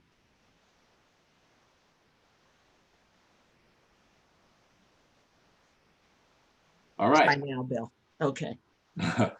I do want to share with you about how the 9 conceptual plans were developed. This is going way back to the beginning of the project that Dr. Yomi started. And when he began working with the CAU students and the faculty and the staff to develop plans to capture stormwater runoff from the campuses and the surrounding public and private lands, he used a broad range of outreach techniques to identify willing participants at first. That was the main thing. Now, the next slide. Then the students and Yomi got together and figured out how to divide up the territory in the study area into 9 sensible, smaller study areas, some of which related to the campus borders, while others embraced public and private land holdings. That's number 3 and 4. They're not really on the campus much. The 27 students then divided themselves among 7 conceptual planning groups. Their work began with collecting information on stormwater management tools that they could use, some of which have been discussed already earlier here.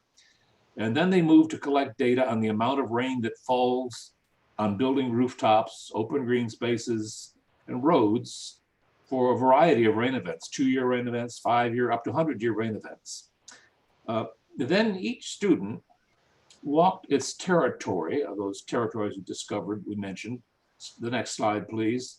Performing field work to see where their stormwater was running, where the low spots were, and how the existing buildings and green spaces could fit into a plan to mitigate stormwater flooding.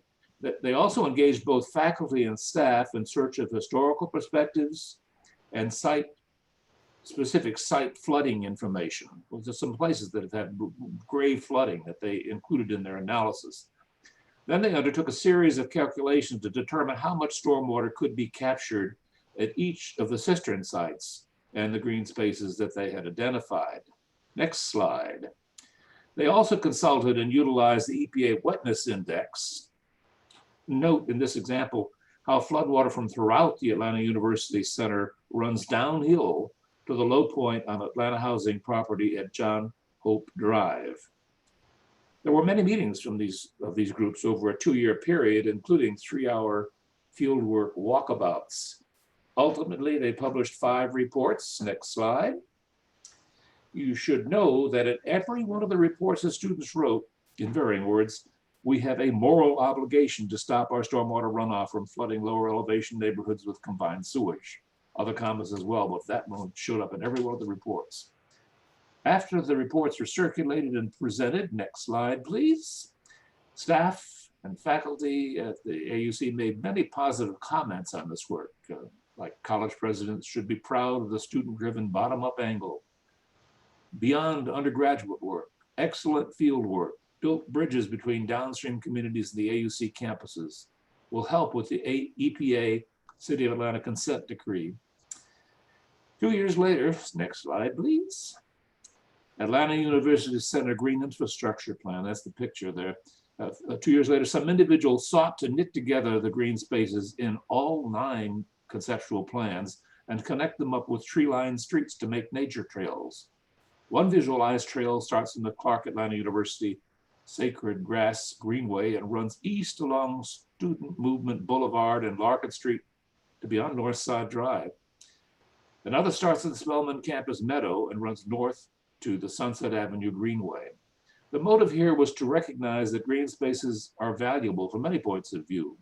Some must be preserved, others should be created, but note that we still need funding to create this significant planning tool. We're still working on it. In future years, the 44 projects recommended in the 9 conceptual plans, next slide, to implement them, we need to keep in mind that the general order of project implementation is prepare a conceptual plan, secure stakeholder buy-in, that's what we're working on now. Complete design development with stakeholder input. Spelman College has completed this for 1 project. And then prepare construction documents and permits. That's the next effort. And finally, construction, the goal. We know that agencies, corporations, and foundations report to what the students call a moral obligation to stop flooding downstream neighborhoods with combined sewage. It's pretty easy to understand that one. They also responded by funding projects to conserve potable water or to improve in-stream water quality in general.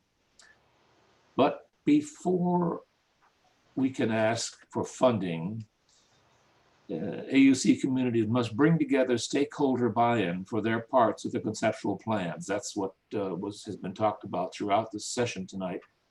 Leadership could be motivated by the moral obligation cited by the students, or they could consider the many advantages of nature trails with tree-lined streets, interconnecting green spaces throughout the area, or they can value the opportunity to sell captured stormwater to the central heating and chilling plant.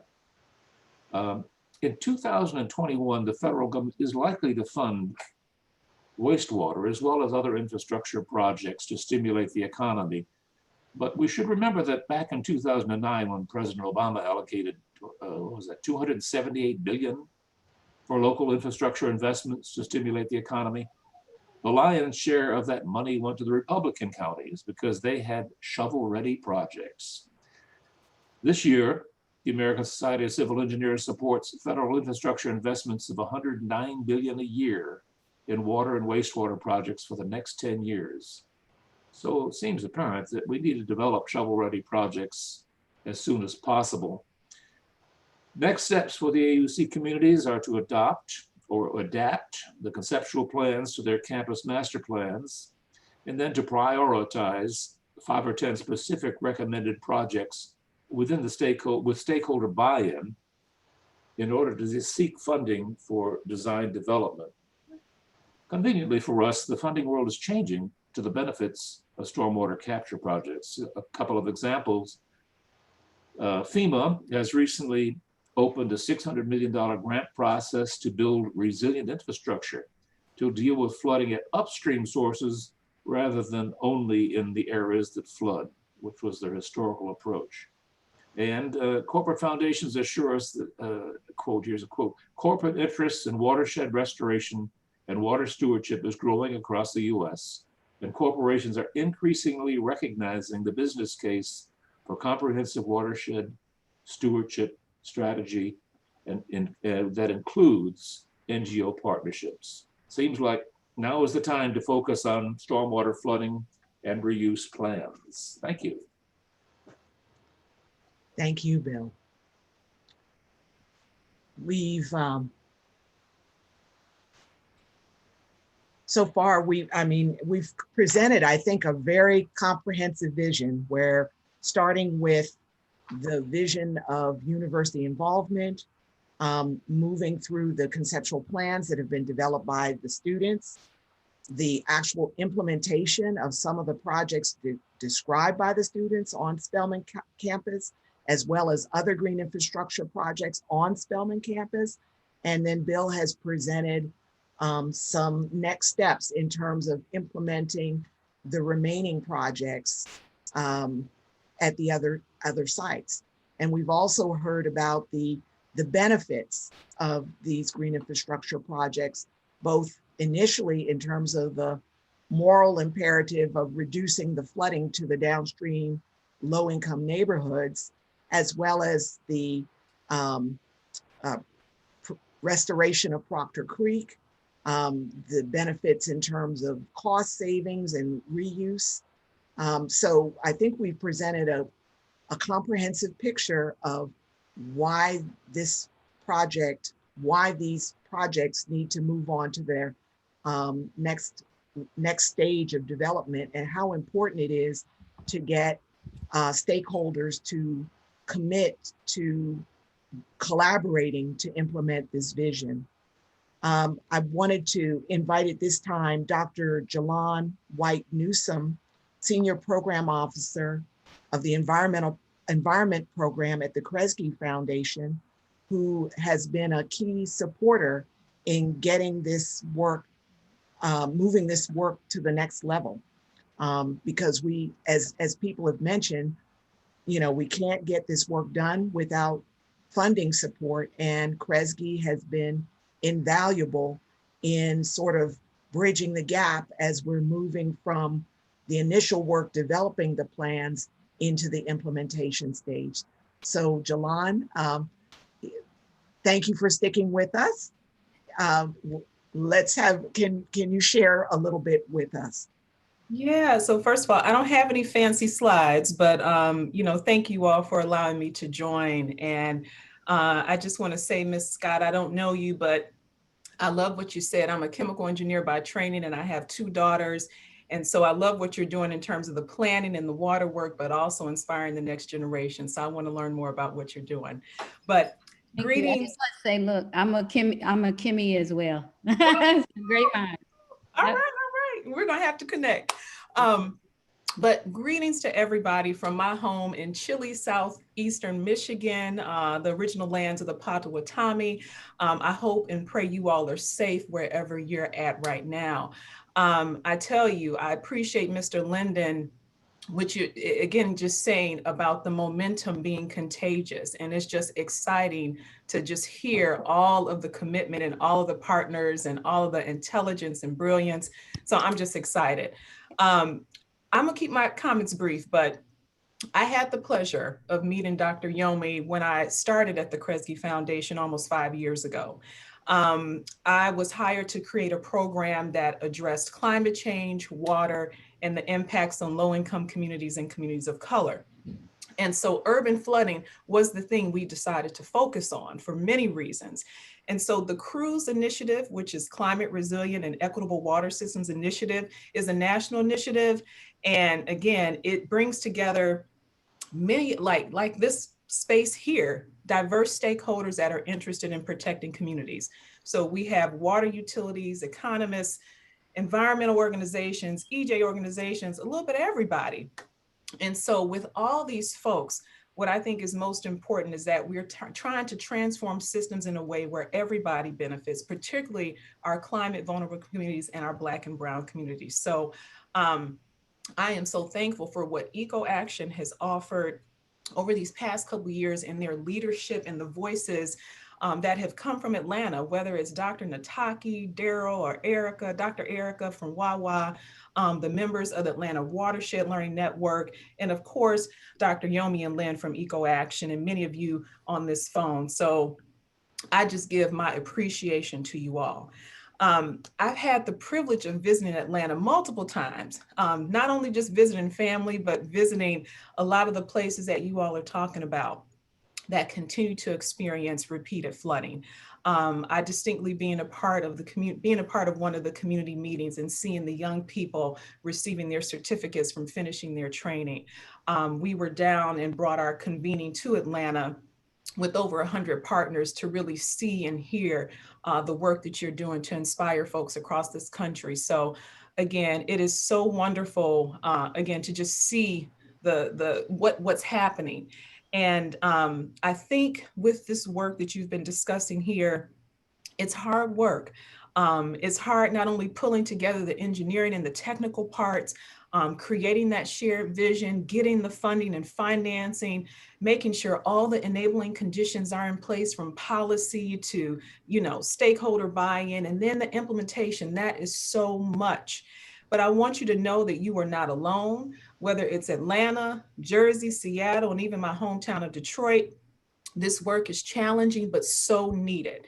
And so I know that the way that you were doing things, you were doing it in a way that it prioritizes racial equity and justice.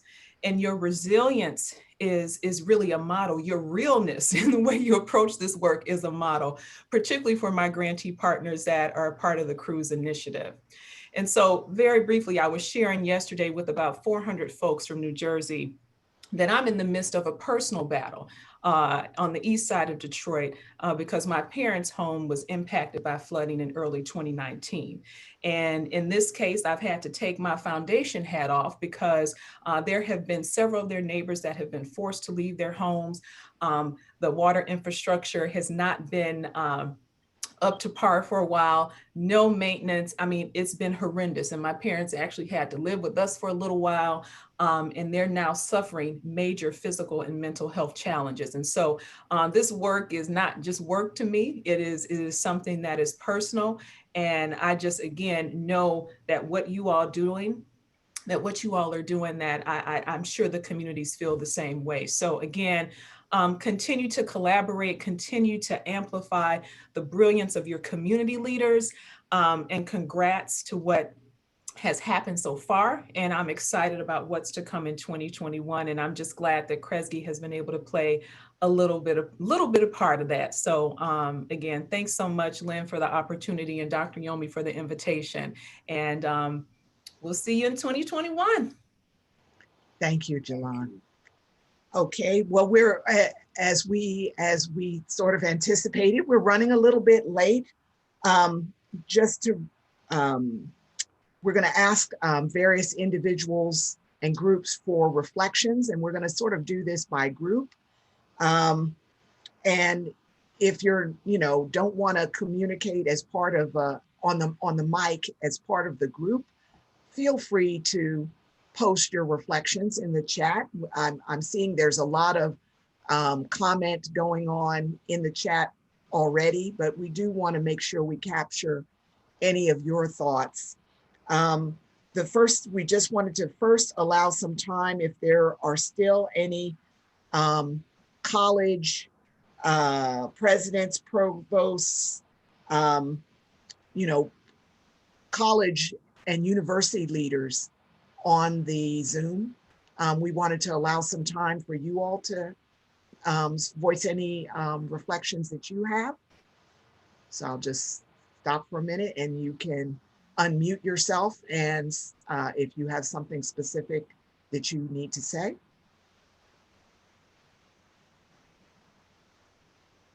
Okay, it may be that folks have jumped off. We've lost some people.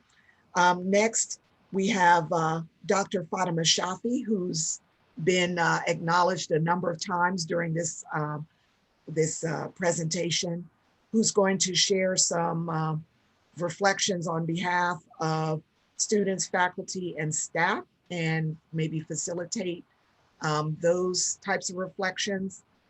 Dr. Shafi is the Associate Professor of Sustainable, she's an Associate Professor at Spelman and the co-chair of Sustainable Spelman, as well as the chair of Political Science and the director of the Environmental Studies program at Spelman. So Dr. Shafi. Thank you. It's a privilege to be here. Good evening, my distinguished environmental leaders. Again, I'm just humbled that I got this invitation from the Eco Action and Dr. Yomi to just say a few words about my experience. Environmental health and access to clean air, clean water, clean soil, fresh and nutritious food is basic human rights, yet the hideously unequal or denied access to healthy environment for communities of color has been well documented in numerous studies and has been one of the main drivers of health disparities in these communities and our nation. And I think that COVID really showed how environmental racism has contributed to the disproportionate toll of COVID on Black, Brown, Indigenous communities. So the link that Eco Action is talking about between health and human health, environmental health and human health, really is critical. And I think the work that Dr. Yomi and Eco Actions have started over almost 3 decades ago in advancing policies and programs for healthy environment is imperative. And I had as Dr. Yomi said, I had the privilege of working with Eco Actions and Dr. Yomi for more than two decades. And my students and I have been the beneficiary of Dr. Yomi's expertise and Eco Action's pioneer work. Dr. Yomi used to be a frequent guest speaker at my environmental policy and politics classes. And I used to have these faculty development workshops called Advancing Education for Sustainability and Greening of the curriculum that Dr. Yomi was a regular part of that training for faculty of HBCUs and minority institutions. And my students have been the beneficiary of EcoAction's work and Dr. Yomi's expertise, both in classroom and out of classroom. And one of my recent example was Sydney Hubbard, environmental science major, class of 2017, that was, I think, part of the first cohort of students that worked with Dr. Yomi, and her research was presented twice. I mean, two different research. One, I took her to the fourth annual HBCU Student Climate Change Conference, Preparing Tomorrow's Leader Through Research and Action. And she presented, her presentation title was Atlanta University Students Solving Stormwater Management in West End, Atlanta using green infrastructure. And subsequently, she also worked on, this is the student that Dr. Yomi and I co-advised. And then the following year in 2017, in her senior year, she also presented her research on cost-benefit analysis of green infrastructure as a sustainable solution to gray infrastructure, where her work was again presented as the 5th annual HBCU Climate Change Conference at Dillard University. And for that project, she was co-advised by Dr. Yomi, Dr. DeCall, Dr. Osborne, and me. So you can see the critical contribution of EcoAction into solving problems, but also to the research directed in the right direction of problem solving. And I was informed that our other two students, Gabriella Atosopi and Imani Love, are here also to share their reflection on what EcoAction has done for their career. Please welcome Gabriella. Hi, let me just turn on my video. Hi, I'm Gabby. I'll pronounce my name for everybody, so it's a little easier to understand. My last name is Ashipui. I graduated in 2016, and I can share my slides really fast. They're pretty quick. I got it. Okay. I think. I don't mind sharing them. Okay, go ahead and see if you can get them faster. Oh, you disabled screen sharing. Do you want to allow me? Here we go. I got it. Okay. Okay, cool. So I saved mine as a PowerPoint, but really, so I graduated in 2016, and you know, thanks to the work of EcoAction and really Dr. Yomi and all the classes that I took at Spelman, I've been able to learn a lot about, you know, environmental racism, water mitigation, you know, water runoff mitigation, what it looks, you know, how climate change will impact communities of color, and why it's really important for you know, people to care. And you know, as a result, I've went on to study carbon cycling in soil and how that is really important as we talk about climate change, in addition to energy resiliency and what that looks like for communities around the United States. But most recently, I have started 2 projects. So in these slides, I'll kind of highlight what I've been working on at Columbia Elementary, of course, with the help of Dr. Yomi. So on the next slide,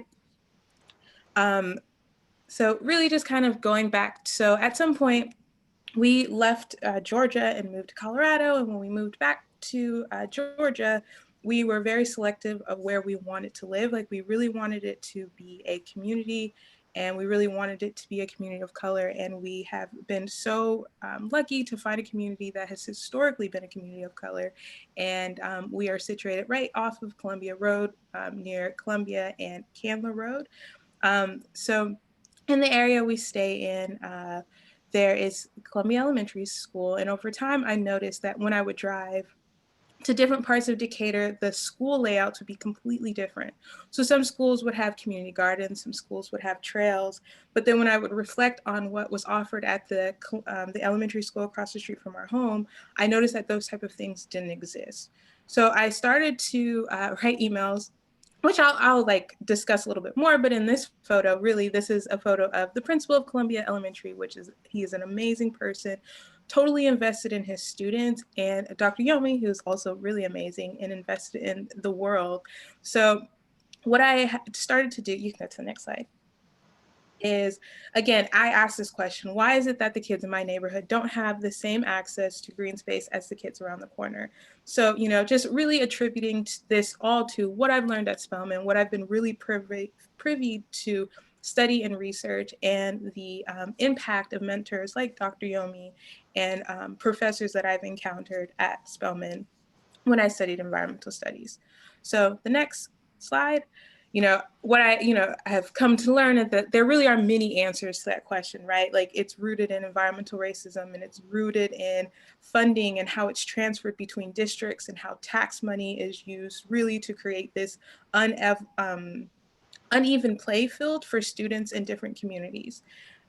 So again, with this specific question, I wanted to address the issue with two answers. So in the next slide, my focus became that it's really important to get the students outside and solve the school's water runoff issue, which was an issue that was presented to us by the principal when we started talking about the second issue that I will discuss in this slide.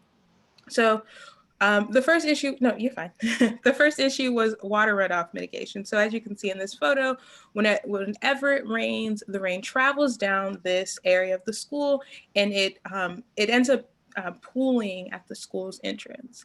And, you know, obviously it's unpleasant to students and parents and teachers, you know, during drop off. So immediately when we saw this, Dr. Yomi and I came up with a solution, which is that we need, you know, there should be plants here, you know, like the setup of this current area is really not as at the benefit to stopping water from traveling down. Additionally, we thought that it would be important to implement some type of water storage so that water is not able to pool and then spill off into the front area. So for this project, we are working to secure funding, but it's definitely something that is still in the works. So on the next slide is the nature trail. So this area is actually right behind the school, and this was the start of it all. So I live right across the street from the school. We purchased a house in this area, and I at first didn't know it was connected to the school. In fact, I started this whole thing reaching out to the commissioner and asking, why is it that this is just here? Like, you can't, you know, it's not a trail you can walk in. It's not something you can explore. It's just there. And it is, you know, there's many tires, there's trash, you know, like it is just there. Like, it's not beautiful in any way, but it really is beautiful. Like, you can tell even between the kudzu, like there's a lot of opportunity for this space. So understanding, as soon as I found out, so, you know, obviously went through the whole back and forth of who does this land belong to. So with the help of the commissioner, we discovered that this is actually on the property of this city of DeKalb County Schools.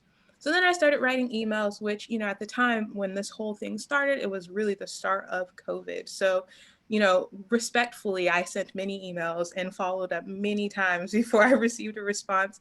But like, I understood, because again, it was a weird time. And I stumbled upon the superintendent of DeKalb County Schools, which put me in contact with the director of operations facilities and the principal of the school. So the trail really was like the start of this all. And we started to really identify different projects at the school that would allow us to green you know, the school.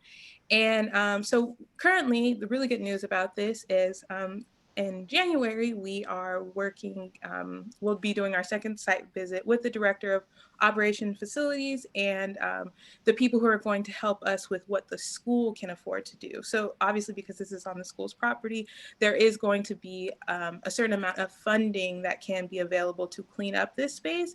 And then from there, we'll move to beautify this space, you know, to add signage and to add an area for the students to learn, and, you know, lights, and also figuring out how to get this kudzu cleaned. So this really was a joint project that I've been really so fortunate to come across people who are very interested in making this possible. And then one thing that I didn't add in here, which has really been like just following again under this like umbrella of all of the information I learned at Spelman, and how, you know, meeting mentors like Dr. Yomi really help, you know, encourage the type of thinking that's needed in our communities to bring, you know, bring forward the type of change that encourages community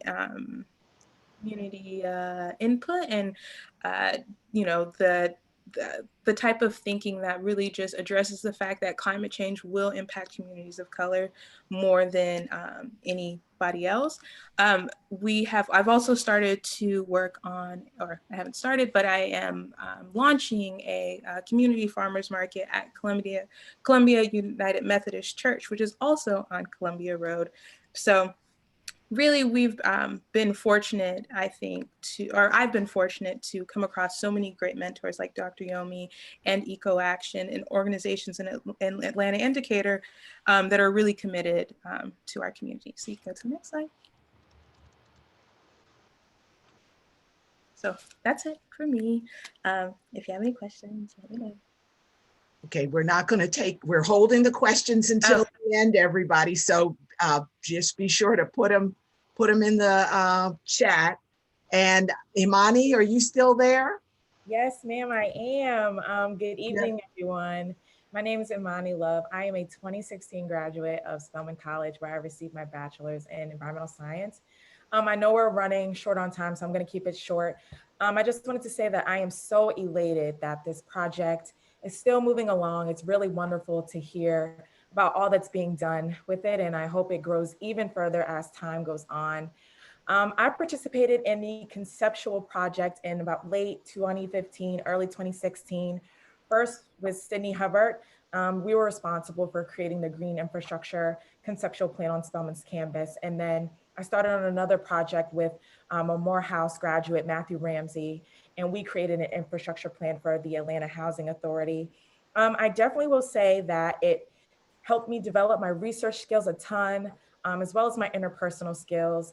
Talking with community members, developing the sense of active listening. I know that with community forums and things like that, you can't just have a one-way street. You have to also listen to the community members because it is, you know, their community. For me, this is a forever rewarding experience. I was able to connect with community members, essentially, as we see here today, and make an everlasting impact. It will always remain, for me at least, near and dear to my heart, especially because I was able to help a community that essentially helped me develop as a woman. So special thanks to everyone again for keeping the project moving, and I can't wait to see what else that we can achieve. So thank you. I just have to share my screen, this little picture of Imani and Sydney. Back in the day. We took this picture, we've used it over and over again, but this was of their initial project that we took during a community meeting. So just what do you call it? A demonstration board of that project. So yeah, thank you so much. And it doesn't seem like it was three years since you graduated. I know, time is flying. Time's really flying. Are there any other reflections from students, faculty, and staff? Okay, what about elected officials? We've heard from City of Atlanta, representatives of Department of Watershed Management. Any other elected officials? I know, I'm not sure if Cleta Winslow, Councilperson Cleta Winslow was on the call initially. I'm not sure if she's still there. Okay, I'm going to move on then to local residents and community leaders. The reflections are going to be facilitated by Ebony Green, and I see you are there, Ebony. You can take yourself off mute. Good evening, everyone. Can you hear me? Yep, perfect. So I only have a few minutes, but I wanted to give you a little background on myself and the passion that I have for utilizing the power and relationships of some of the private developers and some of the people who are doing a lot of the infrastructure that's going on in the city and across the country. So there should be a graphic. I think It's coming up. Okay, perfect. I can talk without it because it's just one of those things that I do as a consultant. I work on behalf of engineering firms, planning agencies, in cities and states that have major infrastructure projects going on. And we work, the company that I own is called TTV Consulting, and we do public involvement and public outreach on behalf of these multi-billion dollar engineering firms that are facilitating the infrastructure necessary to support the development in cities across the country. And so what I've found is that these engineering firms and planning agencies have millions of dollars sitting in corporate social responsibility funds that can be used to support organizations like EcoAction, AWLN, and other organizations like that. And so my goal, I think the graphic would show that right now there's $31 billion worth of development happening in the city of Atlanta as we speak. That's been happening between July of this year and now. $31 billion has passed through our city.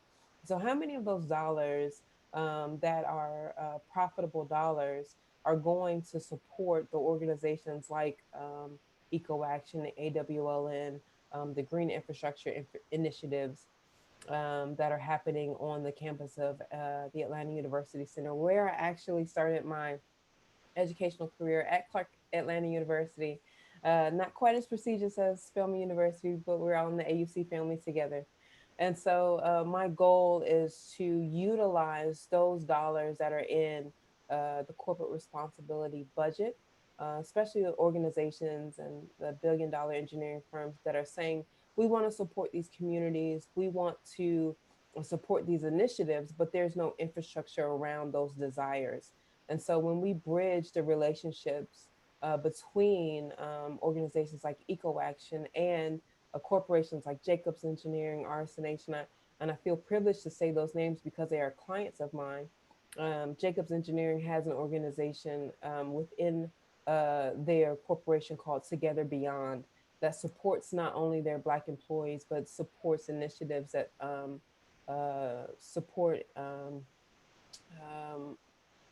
initiatives and programs that help the positive change that's necessary in underserved communities. So the questions that we answer are, how do residents become aware of the resources that are available to them? And not only that, but how do they organize? We know how to organize when there's police brutality. We know how to organize when there's outright racism, but how do we organize when there's environmental racism? How can we create systems for change in cities across the country where infrastructure changes are happening, but how can we create change and systematic change in terms of environmental justice? And so we don't want one-off organizations and one-off programs. We want those across the country. As soon as this key performance indicator, this thing happens, this trigger action happens, how do we start systems that work on behalf of underserved communities to make sure that they have a voice in the development of the cities where they've lived for generations? And so I'm not sure what happened to my graphic, but I do want to make clear that's why I'm here. I want to, as a business owner, it's very important to me to leverage the relationships that I have with these organizations to take the money that they're saying that they want to use to support these organizations and use them to make sure that communities across the country understand not only the power that they have, but what also they have access to in terms of healthy communities, green infrastructure, and access to clean water. So thank you for your time. My website, if you want any more information, is ebonygreen.com. It's just my name.com. And this is what I'm passionate about. So I'm grateful to be able to do. And I look forward to talking about it further. Thank you, Ebony. I'm having some technical difficulties pulling up your slide.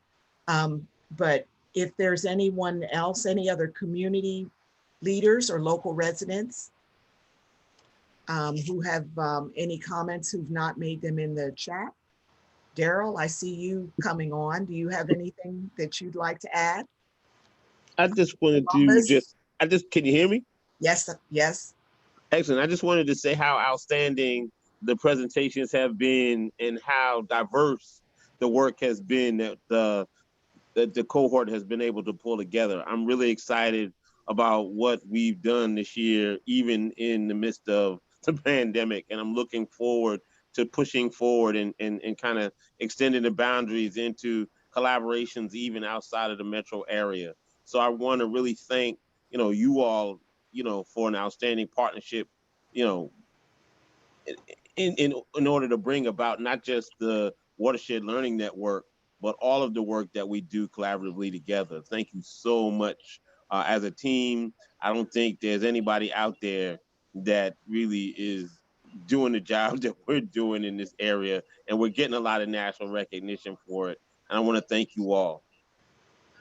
Thanks, Daryl. Thank you. No I want problem. to just say thank you to Dr. Yeoman. Take my hats off to Dr. Yeoman, my brother, who's been doing this fight for a long time in terms of helping the community from a grassroots level to understand what's going on in terms of environmental justice and the equity, the lack of it. And that I just like to take my hats off to Dr. Yeoman, Eco Action, the work it's doing and the support that's been given to grassroots communities, members like myself, and to the neighborhood that I represent, in terms of people down who've been dealing with a lot of flooding issues and environmental issues for years and years, that now we can say we know a little bit more and know a lot more about the environment that we've been dealing with, and we got a partner who can help us through this process. And my hats off to you, Dr. Yeoman, to keep on doing the good work that you're doing. Thank you. Thank you, Mr. Great. And just to piggyback off of Columbus, I just want to say, so I'm Jason Ojo with the Entrenchment Creek Stewardship Community Council, and the work y'all been doing in Project Creek set us on our path to do similar work in Entrenchment Creek.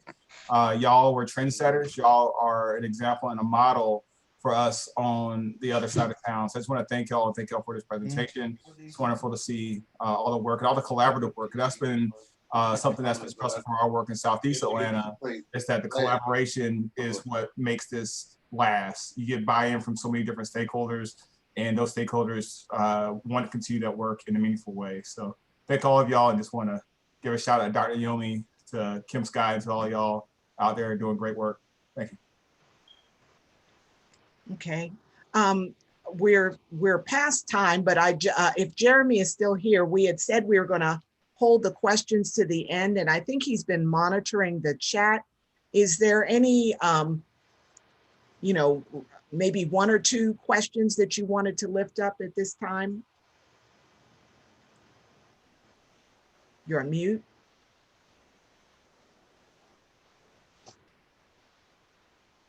Okay, thanks. I think a couple questions. One is more administrative, but seems very relevant. Will we have access to the video and graphics? Can you share how those will be accessible afterwards? So we've been recording the session, and we're going to save the recording to Eco Action's YouTube channel. And what we can do is send a link to that channel to everybody who registered to attend the conference. And I have everyone's presentation. We probably should just check with the speakers that it's okay to share them, but if they're all right with that, either we'll send them directly, or we'll post them on Eco Action's website and people can download them. Okay, great. And then the other question got kind of several times, or at least a variance of it. People are curious how they can help or how they can get involved. So maybe if you'd like to comment on that real quick, how we're going to follow up with people that'd like to get involved. Dr. Yomi, you want to say a little something there? Two things. Once we have their contact, we will thank them for choosing to be involved, and we'll invite them to our next meeting of the leadership team. That's what we're going to do. Okay. So, and we have everyone who registered for this event, we have your email. That's how we were able to send you the agenda. If you responded if you indicated in the chat that you're interested in staying involved, we should be able to pull your name and associate it with your email and, connect with you directly. So if there's nothing, Dr. Yomi, you were going to do closing remarks?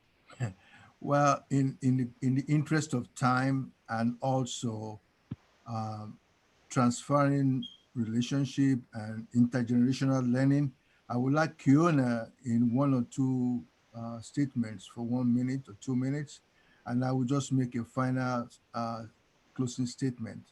Kiona, Yes. Yeah. yeah, So hi everyone. Can you all hear me? yeah, go Okay, ahead. good. Yeah. So good evening.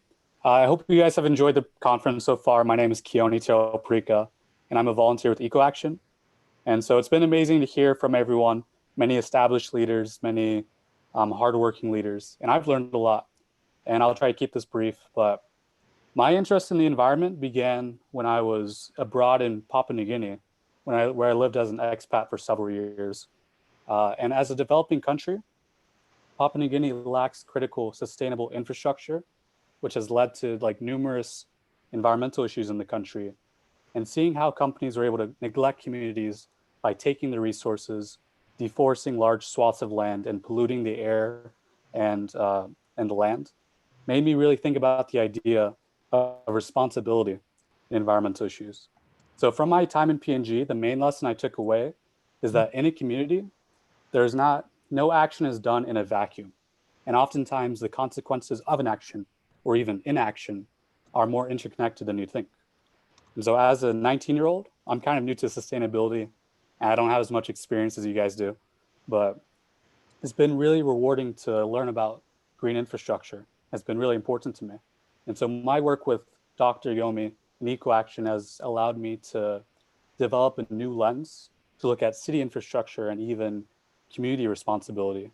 And I agree with the viewpoint that stormwater management is a moral obligation.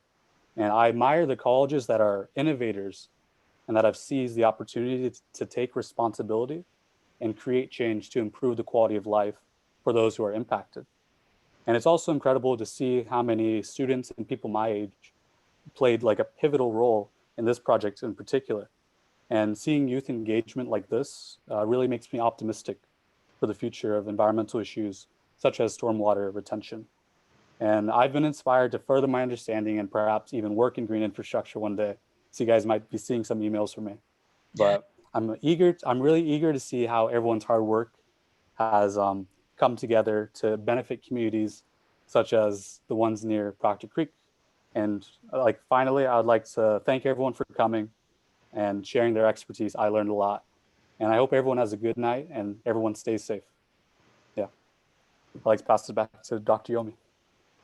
In my language, Modukwe means thank you. I thank you, Kiona. I thank you, all the people that came and even those that have left. I thank you. I thank Lane, Mr. Bill, and all those people that work behind the scene to make this conference look really, not look good, it came out quite well. So I thank everybody behind us to make this happen. But as Jilon said, this is hard work. And we have to follow through and we have to transform the feedback we've got into action. And that's why EcoAction team will come in and make sure that we really follow through, because a lot have been said, but we like to get results at EcoAction. So we work with all partners and future partners so that the leadership of AUC colleges will step up and take the example of Spelman College to advance green stormwater management at their campuses. With that said, again, I say thank you, and God bless. Thank you, everybody. And please don't forget to vote. Yes. Yes. Very, please. very, thank you, Ma. Yeah. All right. Good night. Goodbye. Good night, everyone. Good night. Bye, everyone. Good Thank night. you. All right. Thank you. Thank you, Mr. Amazing Columbus. conference. Thank you. Thank you. Thank you. Thank you very much. Jeremy, thank you, Jeremy. Oh, I didn't thank Jeremy for all your behind-the-scene work. Thank you, Jeremy. Professor Olu, thank you for staying through with us. You know, Professor Shafi, thank you for being the bedrock of community engagement over the past 2 decades. Thank you very much. Thank you all. I really do. And like the thank is coming from my heart. Thank you and good night.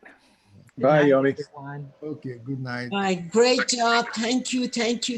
Oh, Kelly Jordan. You're making the Thank you. world a Thank you, better Dr. place Yomi. for all of us. Yeah. Yeah. Make sure you vote.